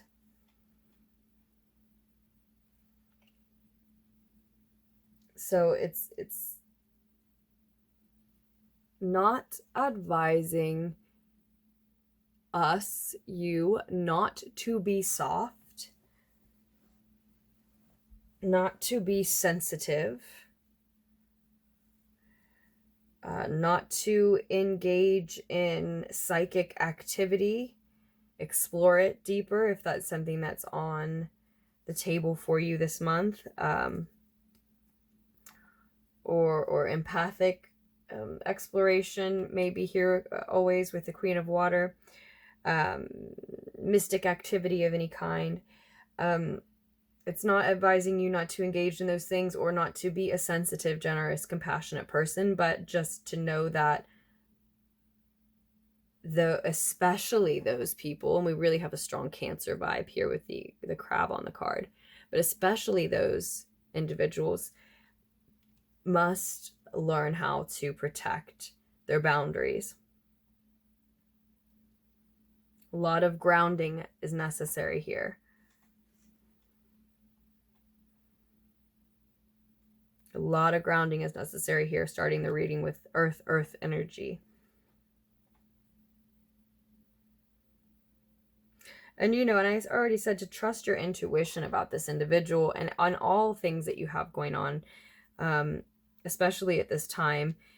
Yes, you have perhaps a romanticized point of view sometimes, but that instinct, this queen's instinct, can often distinguish, it says, I'm quoting again, can often distinguish truth from falsehood. And so trust that instinct rather than allowing anyone else to sort of override it, right?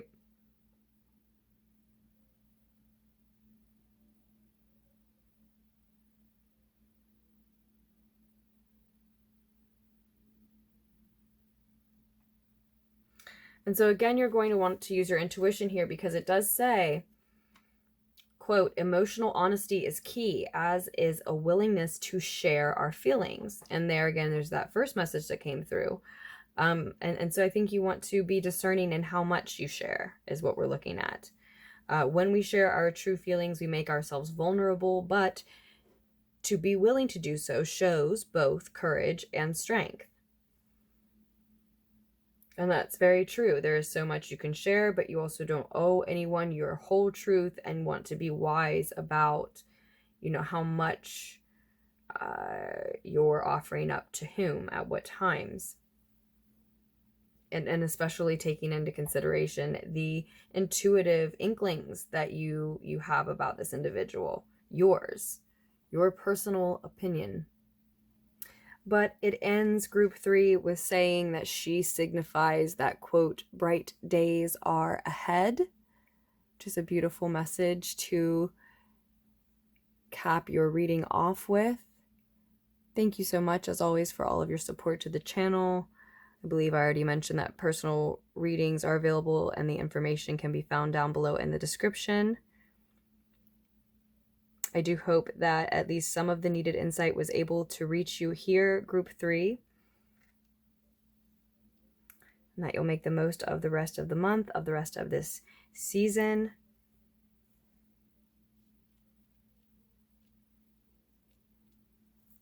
Yeah, I think we will leave it at that. Take care. Hi, group 4. This is the purple agate group. Oops, I'm sorry about the shaking. Right, so to start us out, first card, we have the 2 of Pentacles, and it's in the reverse. Again, I apologize for the shaking. So the 2 of Coins here, reversed, is saying to me that you have been juggling many things and you're truly desiring in and around this month to focus more. Focus more rather than continuing to divide your energy between different commitments.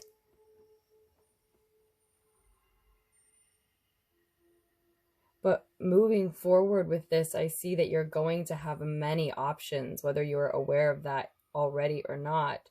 There are many different options to choose from, and the right option is, in some sense, disguised among them, lost among them, hidden among them, right?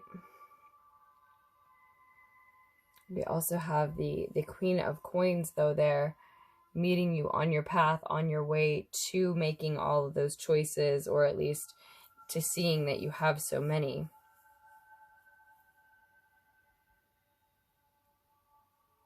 We also have the Ace of Cups here, a new emotional beginning potentially on the table.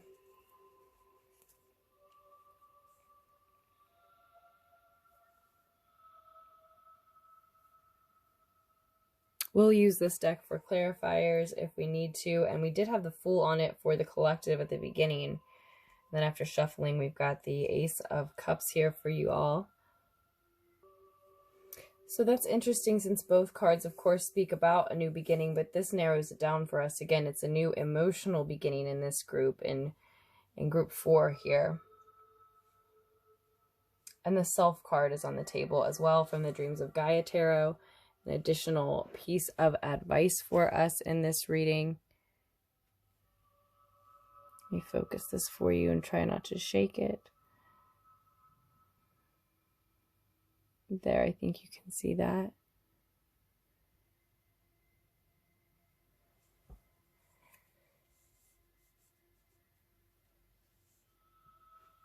So that is, as I said, an additional piece of guidance for us. Make space and put the rest of the reading out.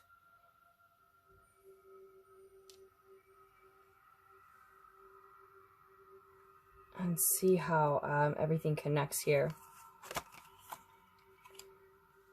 The 8 of Crystals is another, representing another true desire of yours in and around this month to work. So for a lot of you, those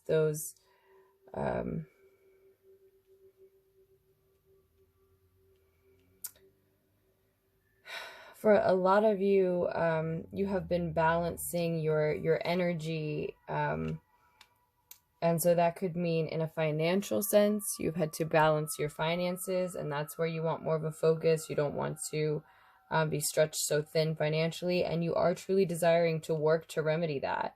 For others, it's that you don't want to be distracted between different types of work, but you do desire to work in choosing which that you'd like to focus on. And the Knight of Pentacles, yet another Pentacles card, is the third desire that we'll have on the table here. A desire to move ahead slowly, steadily. A desire to pay attention to the details, it looks like, of something moving through the month and even through the season. Maybe this work that you would like to focus on without other distractions.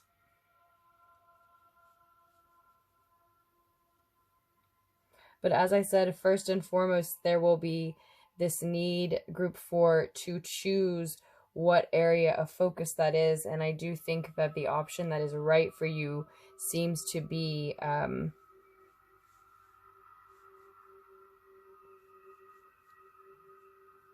somewhat elusive for some reasons, eluding you somehow, or having trouble making the decision of what, or maybe whom, in certain cases, you'd like to focus on.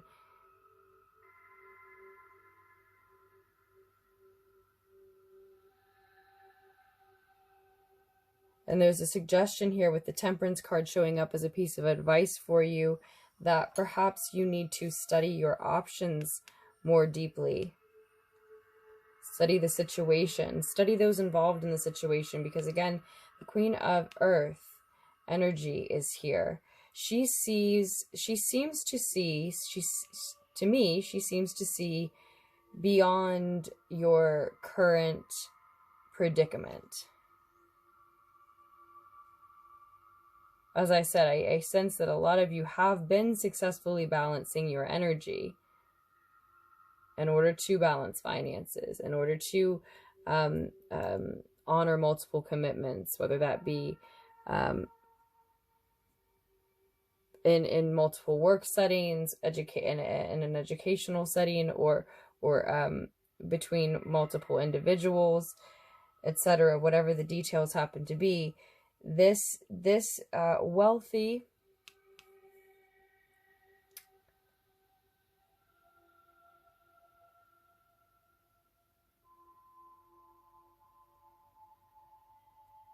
meticulous, motherly, feminine energy. Maybe it's a Virgo, Capricorn, and or Taurus specifically, but regardless, seems and feels very grounded in some sense.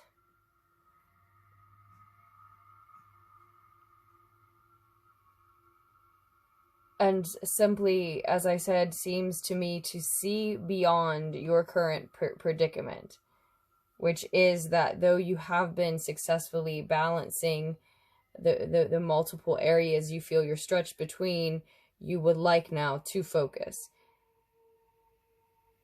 I'm sensing that she is helping you with that in some way.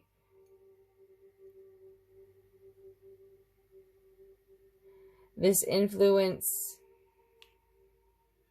may not necessarily help the confusion that we see, and that may also be another reason why your advice, one piece of advice so far, is to, as I said, study your options more deeply, perhaps their involvement, perhaps the way that this Queen of Coins energy might benefit from their involvement with this, with you in this.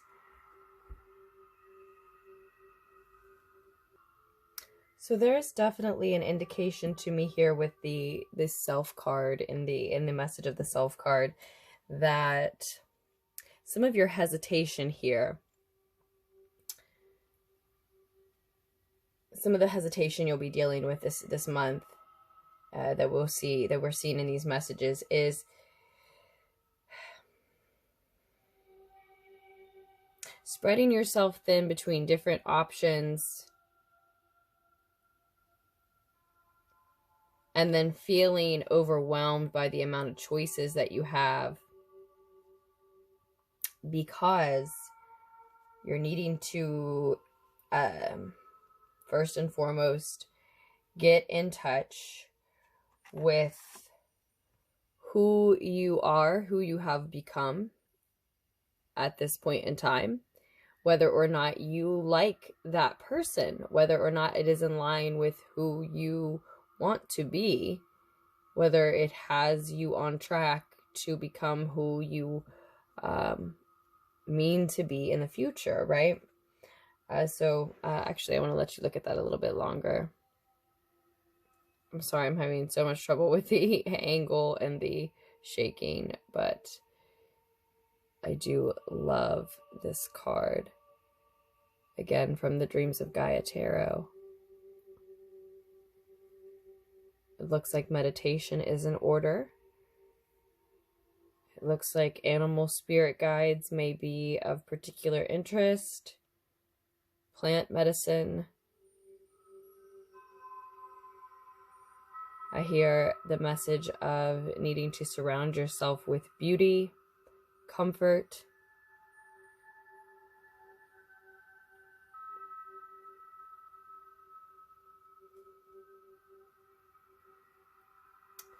But yeah, above all else, this is telling us, you don't want to be distracted by what your ideal of who you should be is, or what anyone else's ideal of who you should be, what role you should fill is. And that may be the case with this individual who I said seems to be able to see beyond your current predicament. Perhaps they do see a lot of potential in you and inspire a lot of courage into you, and perhaps that they have worthy advice to offer, are wealthy, noble individuals. But there's also the possibility, at least we have to say, that they don't have the same vision for you that you have for yourself. And so there may be much you can learn from them, and it may be very understandable that there's much that you admire about them. And yet, even in taking the advice of a role model, part of the advice that you want isn't, who you should choose to be. Perhaps how you can go about being whom you want to be, how you may go about doing what it is you want to do, right? But the choice of what that is to begin with should certainly be is truly yours. Especially because you desire to, as I said, work, embody Capricorn energy in and around this time, this month, this season, with the Eight of Pentacles showing there for you. And I think I already gave you a closer look at that. And as is noted on this particular depiction, this particular version of the Eight of Pentacles, and it's called the Eight of Crystals here. In the SpirtSong Cassidy, or I'm sorry, SpirtSong Tarot deck by Paulina Cassidy, that is this middle row here, we have dedication and progress on the card. So that's the message here. That's the thing. Dedication is going to be required of whatever it is you choose to work on. So you want it to be something that you love. And I think that for a lot of you, it may be confusing to you and confusing to others because it might be a new love. Something that you've just recently realized you're very passionate about. Or this is, as I said, a new emotional opportunity. So you've maybe been quiet about this passion before because you never had the opportunity to take action on it before, right?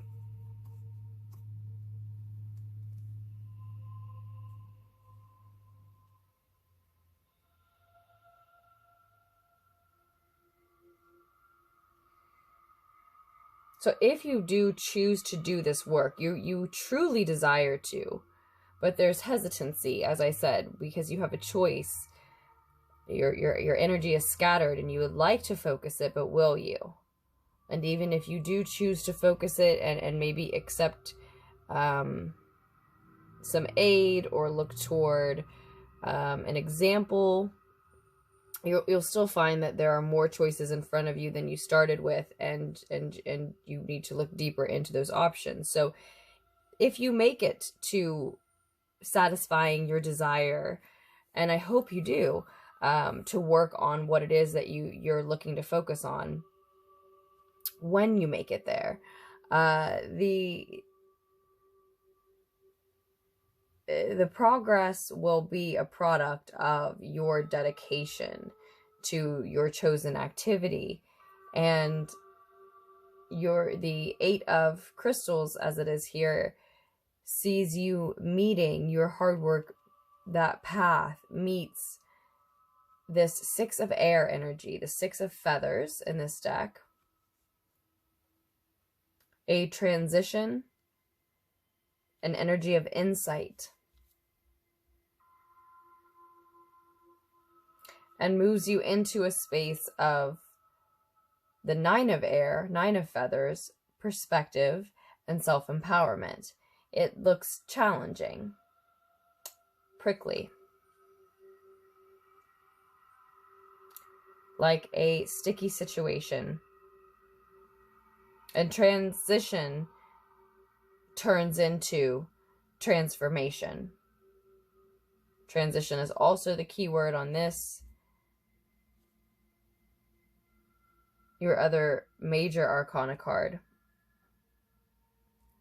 And liberation. Transition and liberation.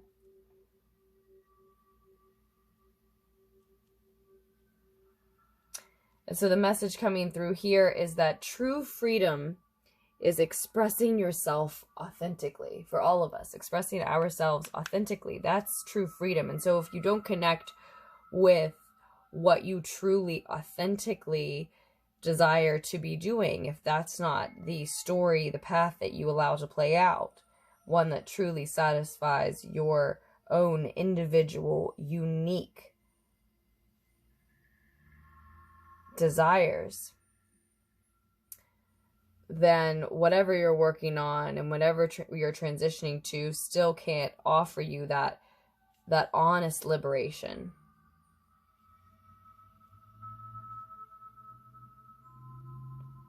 And I think at this point for you, group 4, for those of you in this group, it likely is a brand new love, or at least something that you've never had a chance to try before. And so a transition isn't quite enough. You don't need to just do something differently. You need to do a whole brand new thing that you've never done before. Give yourself a chance to chase that happiness.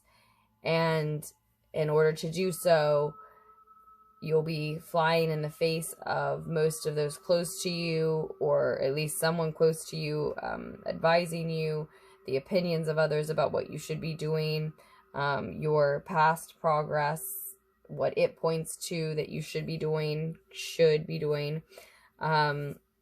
what it suggests is likeliest that you'd be doing.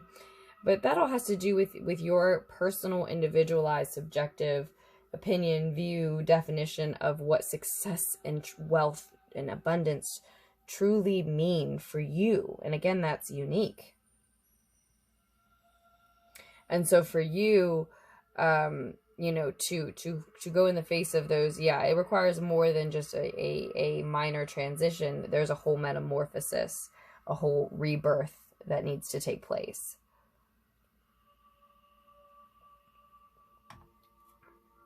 And I think it's, as I said, a challenging one. And it requires you to shed a skin, so to speak. To shed the skin of a previous state. To exit a previous state of being. That can often require leaving multiple things behind. Or it's just uncomfortable in general.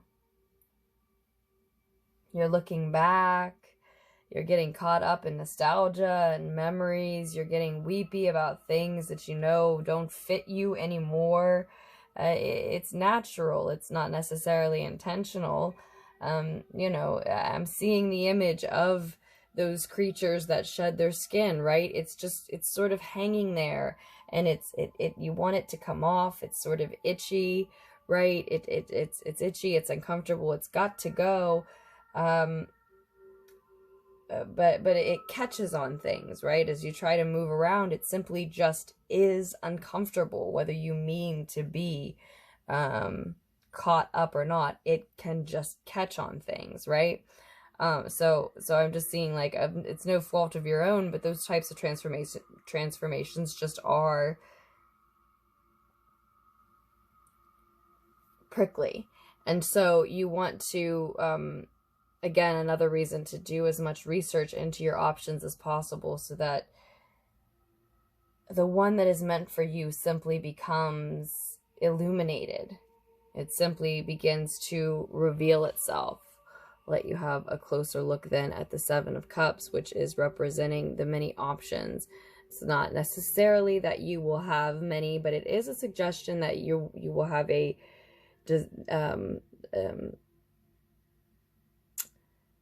some of you have the inclination to escape this situation, overindulge in something that allows you to distract yourself, which ironically is exactly what you've been successfully doing already. So no wonder you might think, well, maybe I can just keep doing that. I can just get better at it. But an interesting way to choose to channel and harness our abilities, right? Our power.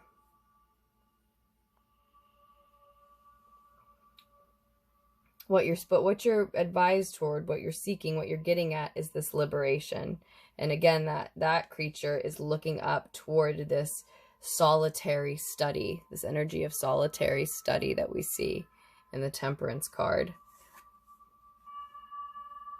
Someone researching and journaling, perhaps, organizing their thoughts and their resources regarding the area of study that interests them most, that lights them on fire, that keeps them awake at night, that keeps them burning the candles down, right?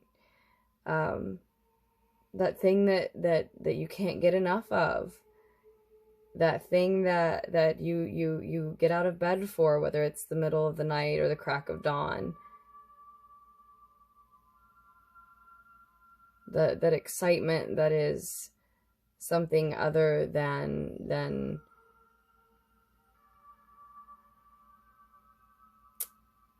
sexual or mystery, but an excitement because you know that this study is actually akin to you. It's a part of you, because as it contributes to your growth and to the definition of who yourself truly is, you know that innately, naturally, organically, somehow, without anyone needing to tell you, that you can contribute to that field, to that study, that you have things to say about it, thoughts about it. You have something to add to the conversation.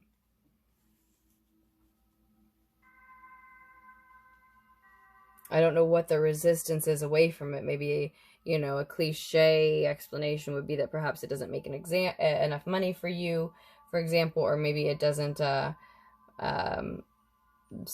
satisfy what your family thinks you should be doing, or someone you look up to, or someone who funds your education, or something like that. Those are cliche examples. And I don't mean to make it sound like that's a petty reason. I mean, that's understandable. It's just I guess it's frustrating even at a distance. I guess it's difficult for me to accept, even though it's not my personal story. But, you know, there are many different reasons that you can make it hard on yourself to chase what you feel is a calling or a passion. And so many people go through that, you know, at different points in life for different reasons. I think a lot of us have touched that in a different way. I certainly have. And another clue as to what it is that you do truly desire to really be working on is, again, I think it's something that you want to take your time with. The Knight of Pentacles is something that requires you to pay attention to the details, and you want to.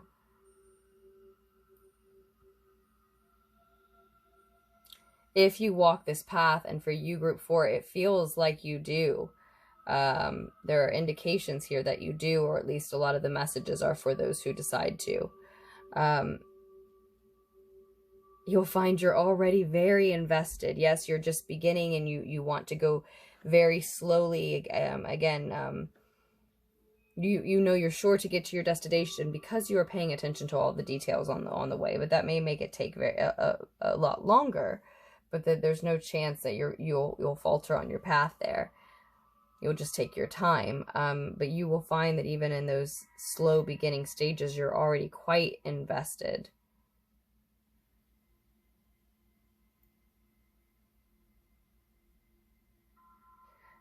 Perhaps someone else is in your progress. Again, it looks like it could be a family member, a parent, or just a mentor of some type. Someone who's been nurturing you in some sense is very invested in your progress here, your decision, the path you're walking.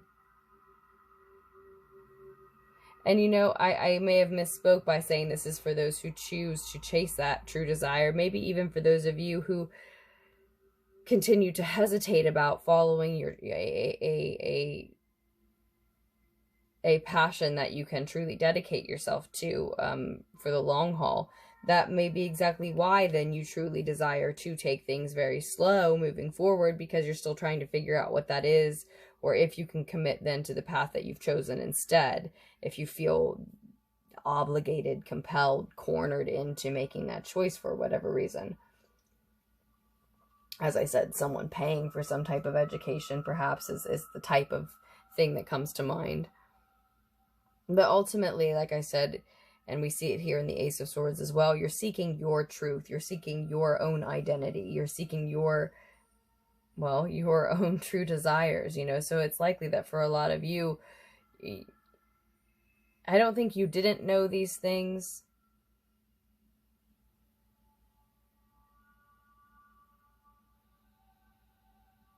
But there's almost an echo effect happening here, right?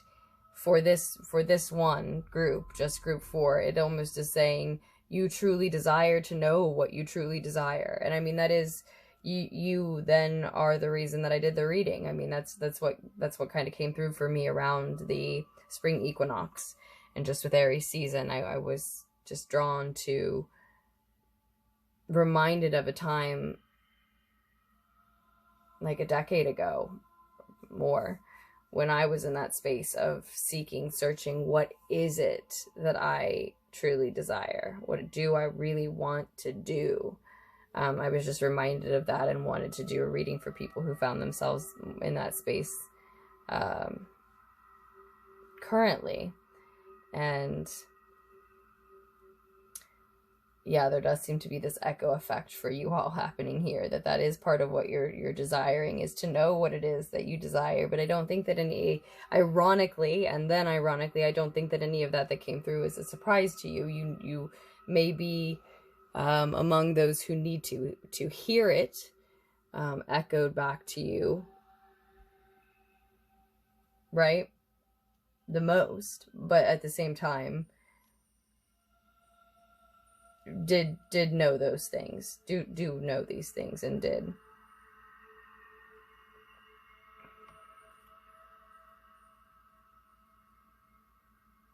It's Aries season, you know, make it about you. There's another echo. It's already Aries season as I'm recording this for me.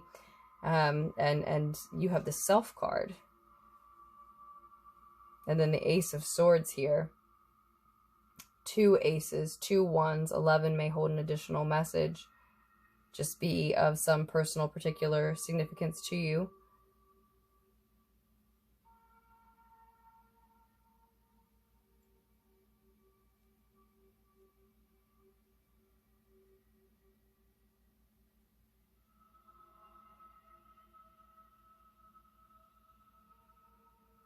Above all else, there's this message in the Ace of Swords to just be honest with yourself.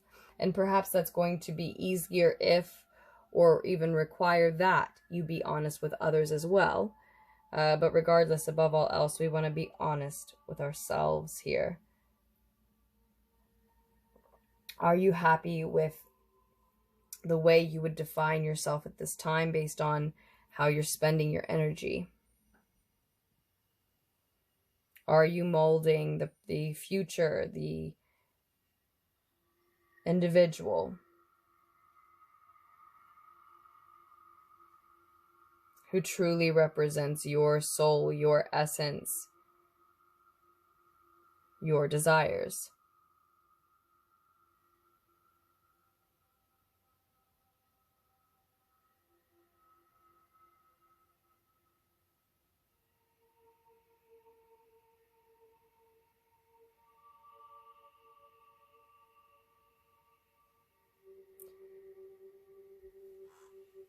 The King of Water, the King of Cups comes through.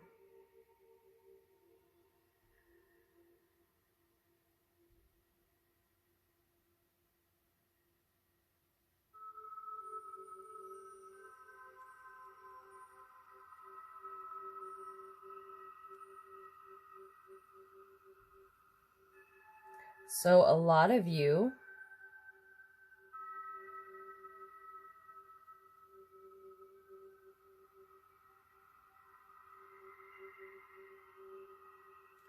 are first met with someone, a character, again, a mature, wealthy, grounded, feminine energy who can, and I think would like to, advise you on how to be wealthier, how to be healthier, perhaps specifically,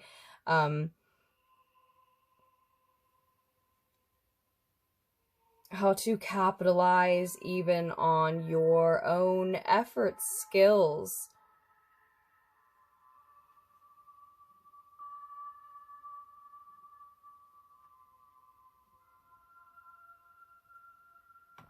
They may see something of your uniqueness and have an idea of how they can benefit you, or you can benefit them, or both.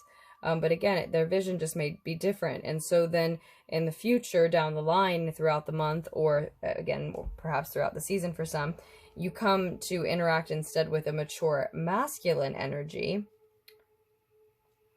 or to embody all in yourself what we see in the King of Cups.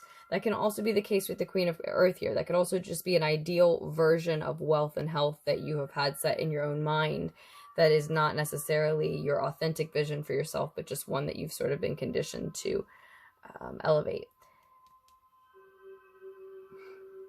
And then down the line, again, you come to either embody or interact with this masculine character who's more in line with what it is that your true self is interested in.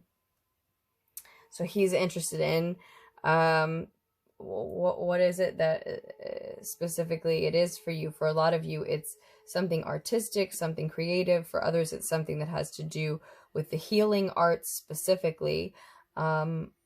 Any type of healing others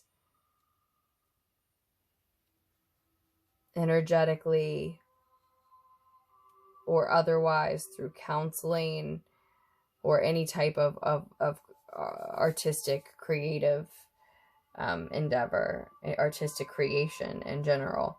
So there's an individual who you're going to come to interact with like this, or that's an energy you're just going to step into. And I think that has to do with whether or not you decide to walk the path, right? So if these are your true desires, and if you choose to walk the path, I believe you'll come to embody that energy yourself by the end of the month or the season. But otherwise, if that's something you're still resisting for whatever your reasons are, then it may just be someone who becomes a better example around you. And better is subjective, yes, but I think it's a better example for you because I think it's an example of more of what you truly want to be doing. And so seeing this person do something successfully that you're interested in doing, and knowing that they can help you, that you've seen it done, you can actually look at them and say, oh, hey, I could do that, will make it that much more real and that much easier to then be honest with yourself. But a lot of you, I hope, are just ahead of this curve in that you're already going to be embodying that yourself. And it's beautiful and has you on your way either way, right? So I think because we've gotten to like a 35-minute point in this reading, we'll go ahead and stop there. But I do hope that a lot of at least the needed insight was able to reach you here, group 4. Truly, I love you, and I love doing these readings for you. I think I already told you the information on personal readings can be found down below. And with that, we will move on to the last group. Do make the most of the rest of the month and the season. I will be back with more messages for you soon. Hi, group 5. You had the rose quartz,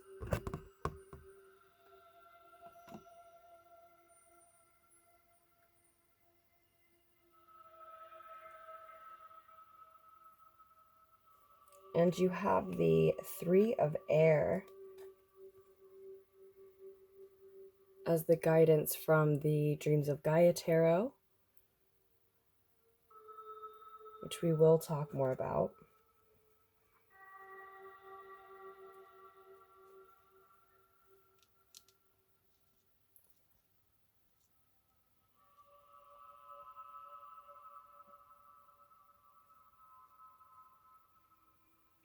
I see you, above all, being advised to study and work on communications. But as I said, we'll talk more about that 3 of air. You have the Emperor card, as was your first card out here.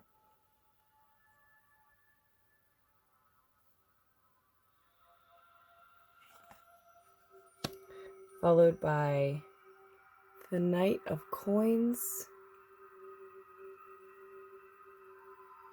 2 of Spears, And then another knight, the knight of fire, the knight of spears.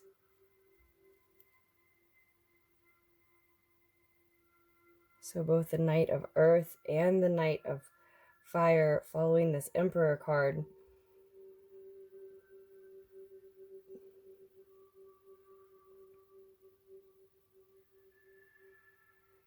So whether you're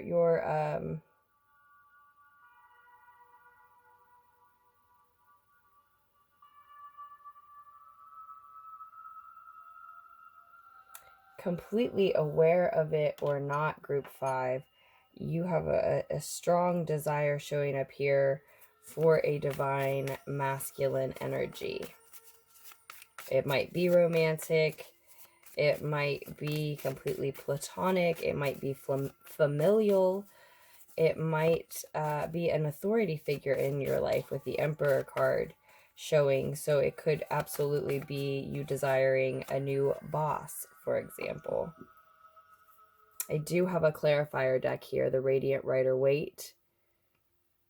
Since the Judgment card shows on it now, we will leave that there for you. See if that adds anything to the reading for us. I had the Fool card on it for the collective as I started, so we will keep that in mind as well. Probably won't need to draw clarifiers, though. There was only one reading so far that I did. There are going to be 2 more rows, so there are plenty of cards in the spread really already. So as I said, this is a divine masculine energy. Oftentimes, yes, an egoic energy. It can be. It's a fatherly energy. It is Aries energy, and we are still in Aries season. It's a ruler. It's a ruler. It's a boss, and I think a leader.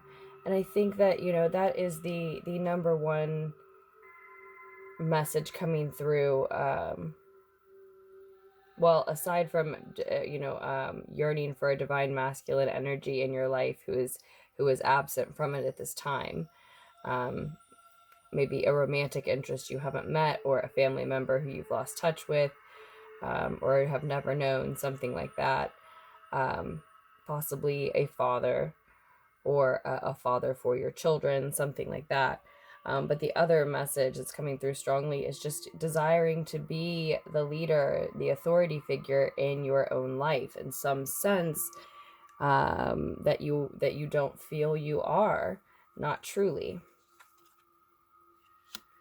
Yes, and I was just going to say that might mean that you are eager to own your own business. And the King of Fire, King of Acorns in this particular deck, the SpirtSong Tarot deck, can often be an entrepreneur.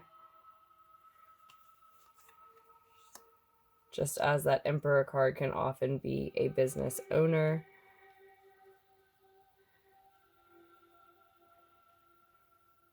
Again, a boss, or rather a boss figure. Either one, really.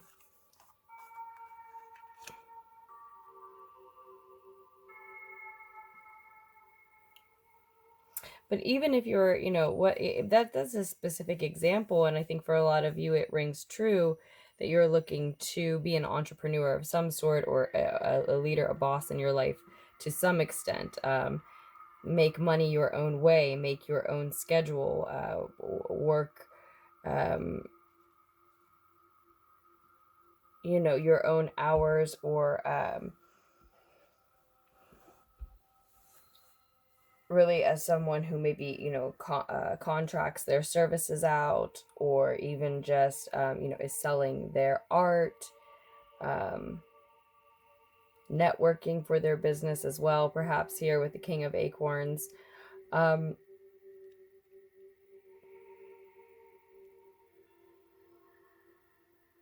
Yeah, I keep wanting to say in some sense.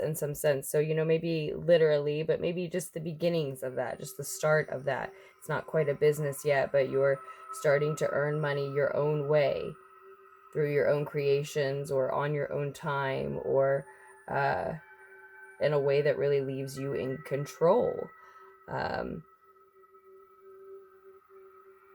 to some extent. So, or more so than you have been before, or this is just what you're desiring. You know, I've said that in every reading. You might not make good on these desires, meaning these might just be what's buried underneath, and even if you acknowledge them, you may not allow them to truly play out. This is yet another reading, though, that with all of the cards showing up right, it does seem very likely that the messages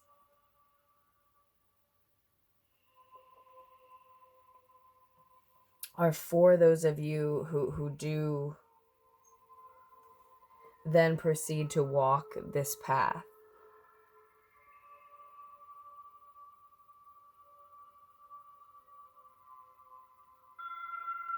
There is a need to proceed slowly, cautiously, slowly but surely, with attention to detail when we see the Knight of Earth.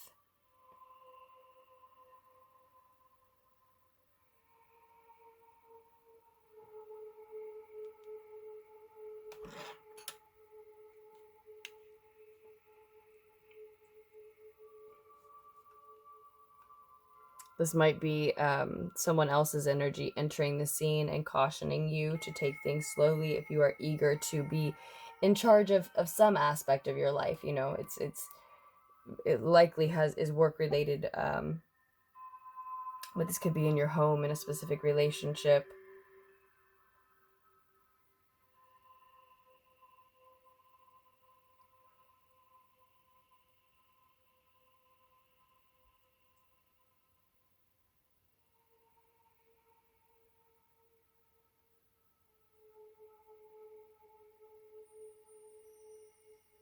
Yeah, I think for most of you, you realize that you want to be in control, and you have to make specific, particular moves in order to make sure that you leave yourself in control, that you don't leave yourself at someone else's mercy, and in some way.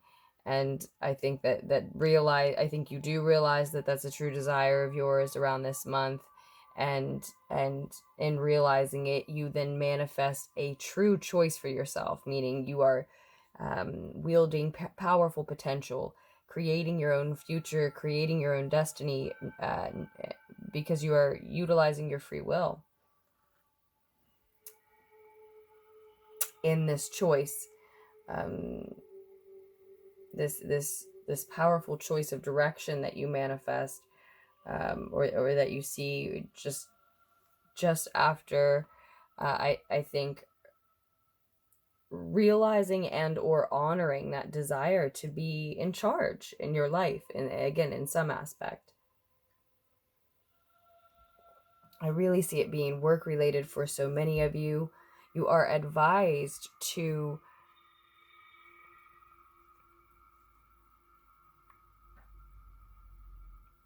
keep in mind that you are currently attracting kindred spirits, like-minded individuals. That's something that is always true when I see the Knight of Fire here. Almost always is part of the message, and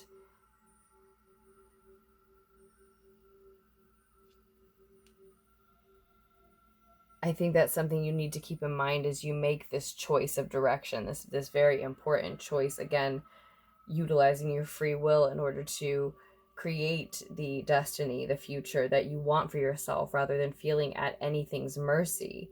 And it's likely because you'll need to know that you will be attracting those kindred spirits and like-minded individuals, because making this choice obviously may leave someone behind. Again, I see this for a lot of you being connected to being an entrepreneur in some way. If not, then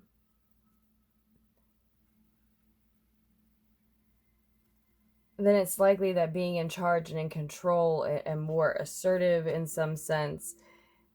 Wow, another fire card. Now the Page of Fire. The Knight, the King, the Page. It's likely then that new boldness, assertiveness,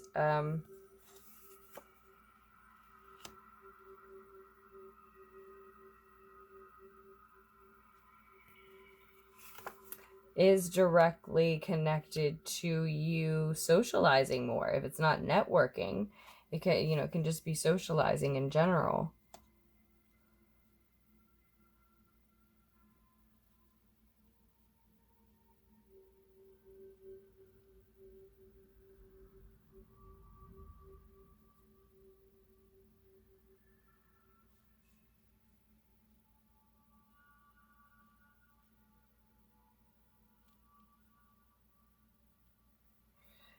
So very, very plainly and basically looking down the advice as you progress through this month, maybe this season, for some of you, you need to keep in mind and in your heart as well that like minds, kindred spirits are coming. Don't allow the fear of moving away from those that you relate to, relate with, share with, make this decision, this power that's full of powerful potential where you're using your free will that we keep talking about.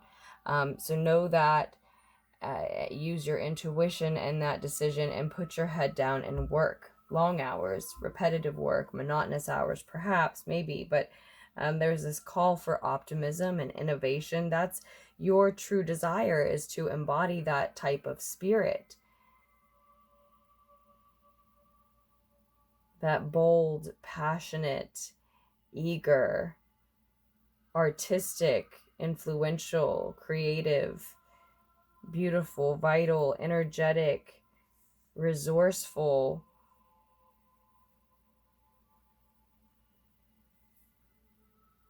fiery, masculine energy. That's what you're really desiring to embody or to invite in, right?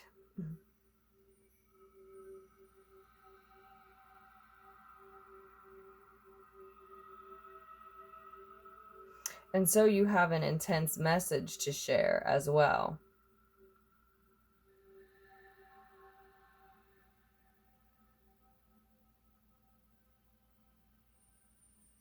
There is sentiment and joy shared with someone here this month, this season.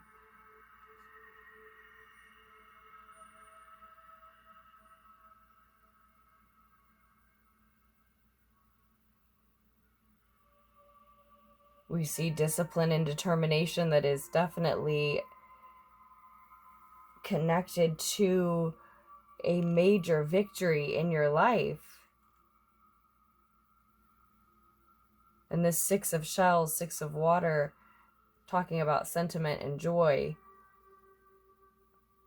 can definitely carry soulmate energy sometimes. So if it is an external masculine energy, maybe fiery energy, maybe they have Sag, Aries, Leo specifically, Aries being highlighted again, that you fancy to be some type of soulmate, again, not necessarily romantic, but could be possibly, we do see that crossing you this month, this season, and a victory concerning that connection. It could also, if we're talking about being innovative, forging ahead as some type of entrepreneur, it can also be a memory, an experience, something that you have some kind of nostalgia for, have learned some type of lesson from your past, maybe a relationship or just an event that was a soulful connection or a soulful experience for you that somehow leads to a victory in your present day, gives you fuel for your fire, gives you stamina, so it adds to this discipline, this determination, or actually adds to the innovation, gives you some type of a unique idea based on your experience or something that you've planned and talked about with someone in your past, right?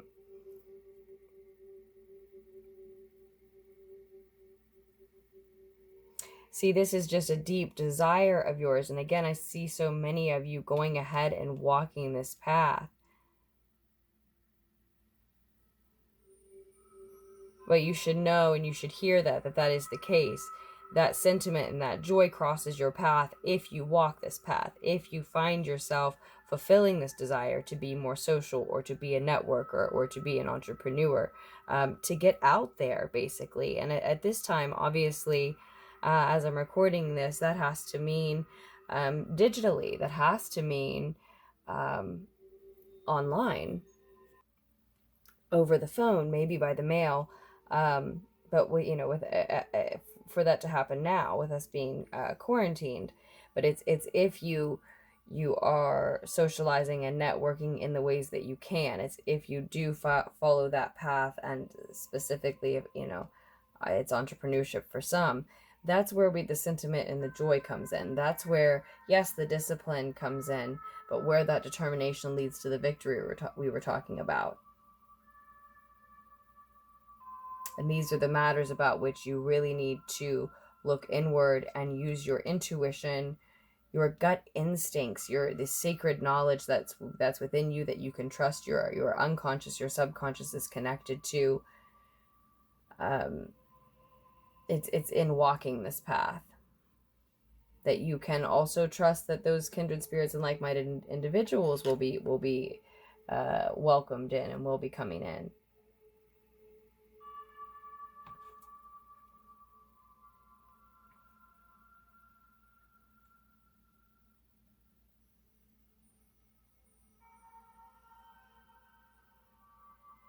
See this being a wake-up call of some type for a lot of you, with the Judgment card there. Karma being cleared for a lot of you.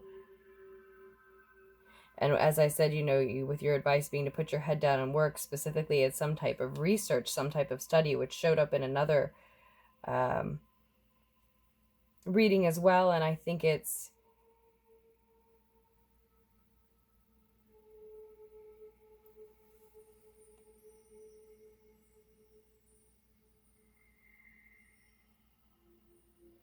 as I said earlier in the reading, related for a lot of you to learning communication of some type.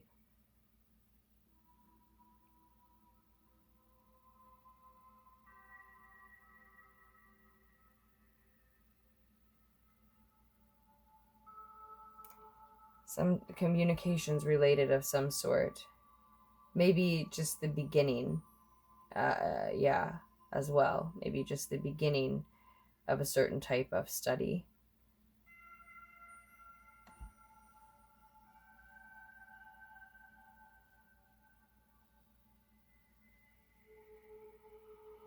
There is resourceful energy here, collaborative energy here, hard-working energy here that is rewarded equally.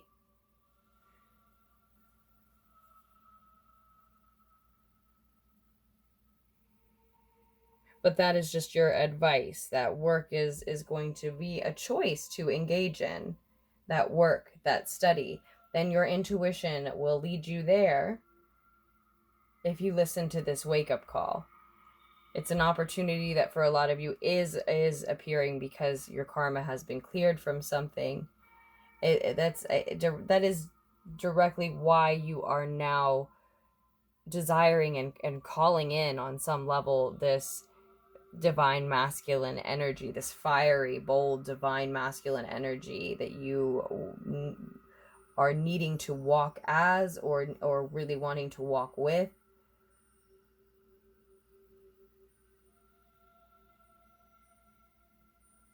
Upon implementing a new resourceful idea, if you honor that desire toward the end of the month, or even the end of the season.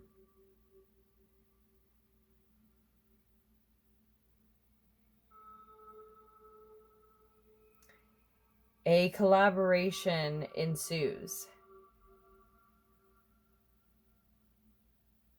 Likely a necessary, a successful, effective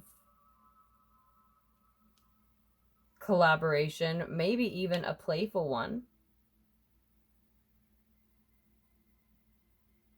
Also very likely for a lot of you, one that allows you to do something that you love to do. Now, this new resourceful idea may have something to do with sending someone an intense, passionate message. Or this card can be revealing that it will be a deep desire of you to receive that type of deep, passionate, intense, fiery message.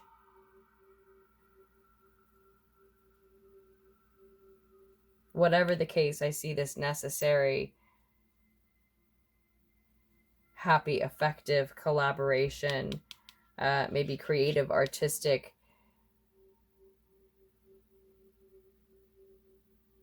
where three very focused minds are building together. That is crossing this path, regardless.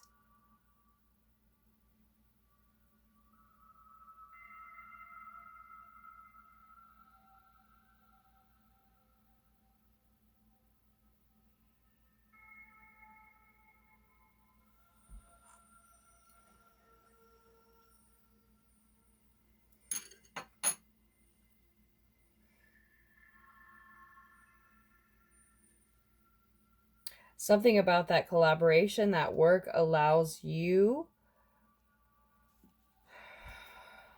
or someone close to you, maybe someone in the collaboration, to see a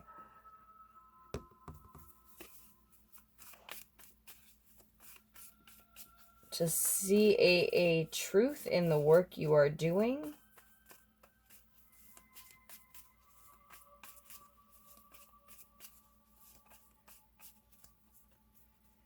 Or maybe in the collaboration. Let's get a clarifier quickly on this Queen of Air.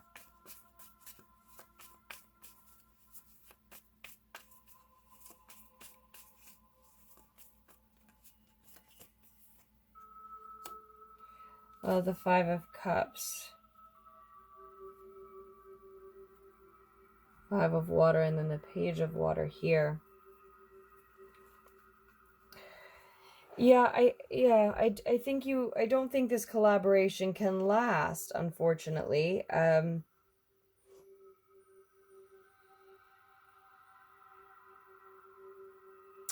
There's a fresh idea, a very hopeful, enthusiastic, spirited energy injected into some type of a project here. And again, this is a deep desire, so that just may be in your mind. But whether you choose to share that idea, send that passionate, intense message out,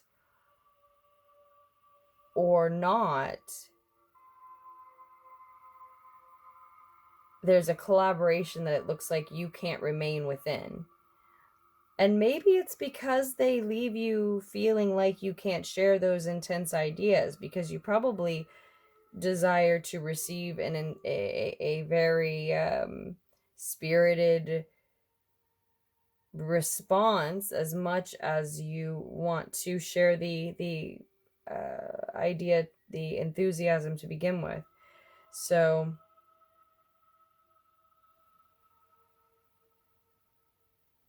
that could even be part of why the collaboration cannot persist, because it just looks like someone sees the truth about this dynamic and someone has to be cut, and that is why someone is working these long hours and maybe studying up on how to figure themselves into another part of this dynamic, this collaboration that they weren't previously responsible for.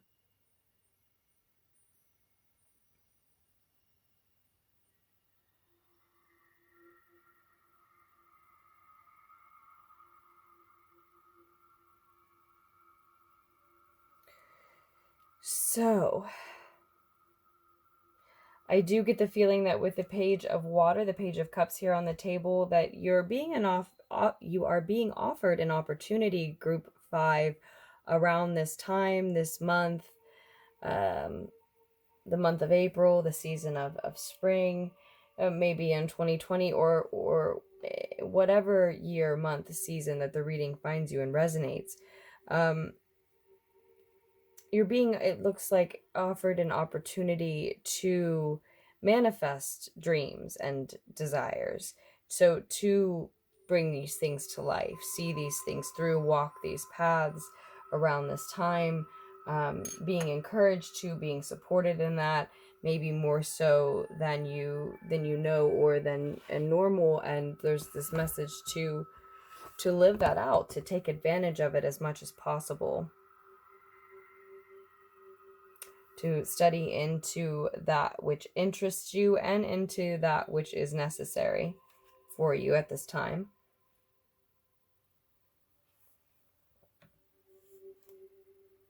I see again direction toward animal spirit guides. As I saw in the last group, there's a dragon and owl here.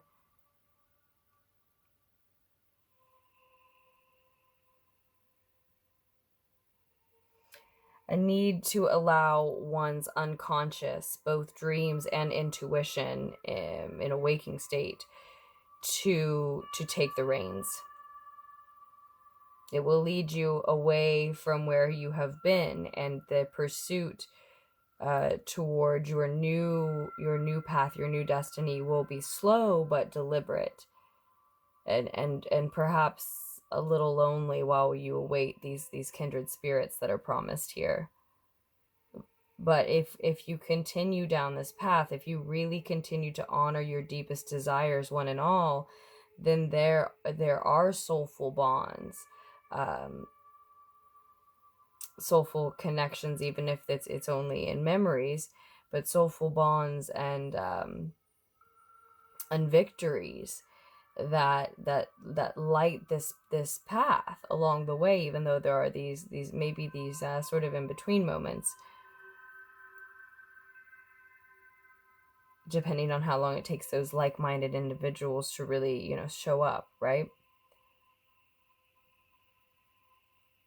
I think that's why it would be particularly difficult to walk this path that we see here at the very bottom of the reading, the bottom of the spread, is perhaps that that if you share this enthusiastic energy toward a project that is really a collaboration project, a collaborative project, that you will be exiting a group, asked to leave a group, or in a spot where you then have to ask someone else to leave a group. It may be squashing that desire to share your enthusiasm, to share your message, because you don't want it to wedge in between what, as I kept saying, seems to be such an effective collaboration, and maybe even does allow you to do what you love to do, maybe just not the way you love to do it or something, right?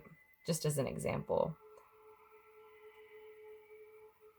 So that is how that unfolds. It does look like there's a loss there. You walk away from a collaboration then, or find someone else exiting as a result of that, sharing that intensity.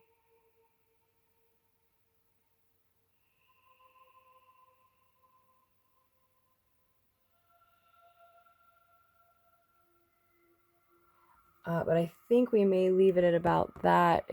We're almost 30 minutes in. So group 5, I do hope that at least some of the needed insight was able to reach you here. Sorry that hasn't been focused for us for a minute now. But the messages are the important part, and I love you all. Thank you so much for your support to the channel. As always, truly appreciate all of the support and all the ways that it comes in. And I hope that you make the most of the rest of the month, the season, the year, for that matter.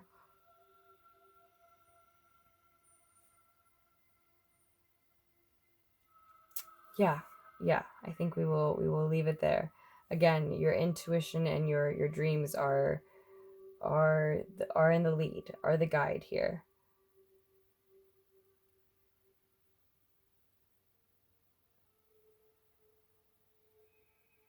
I think I see some of you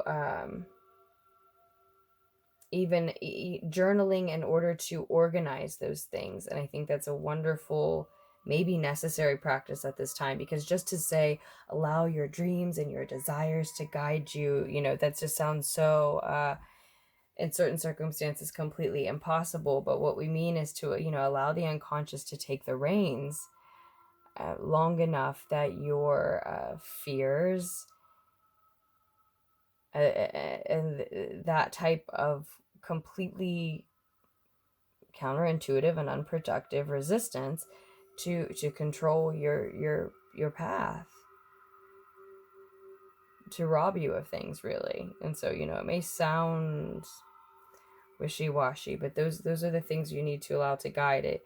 I think you just need to hear a little bit of extra encouragement that it's okay to look to those things and then honor them, not in a wishy-washy way, but in a very practical and clear way. And maybe for some that does mean structuring it by journaling about it.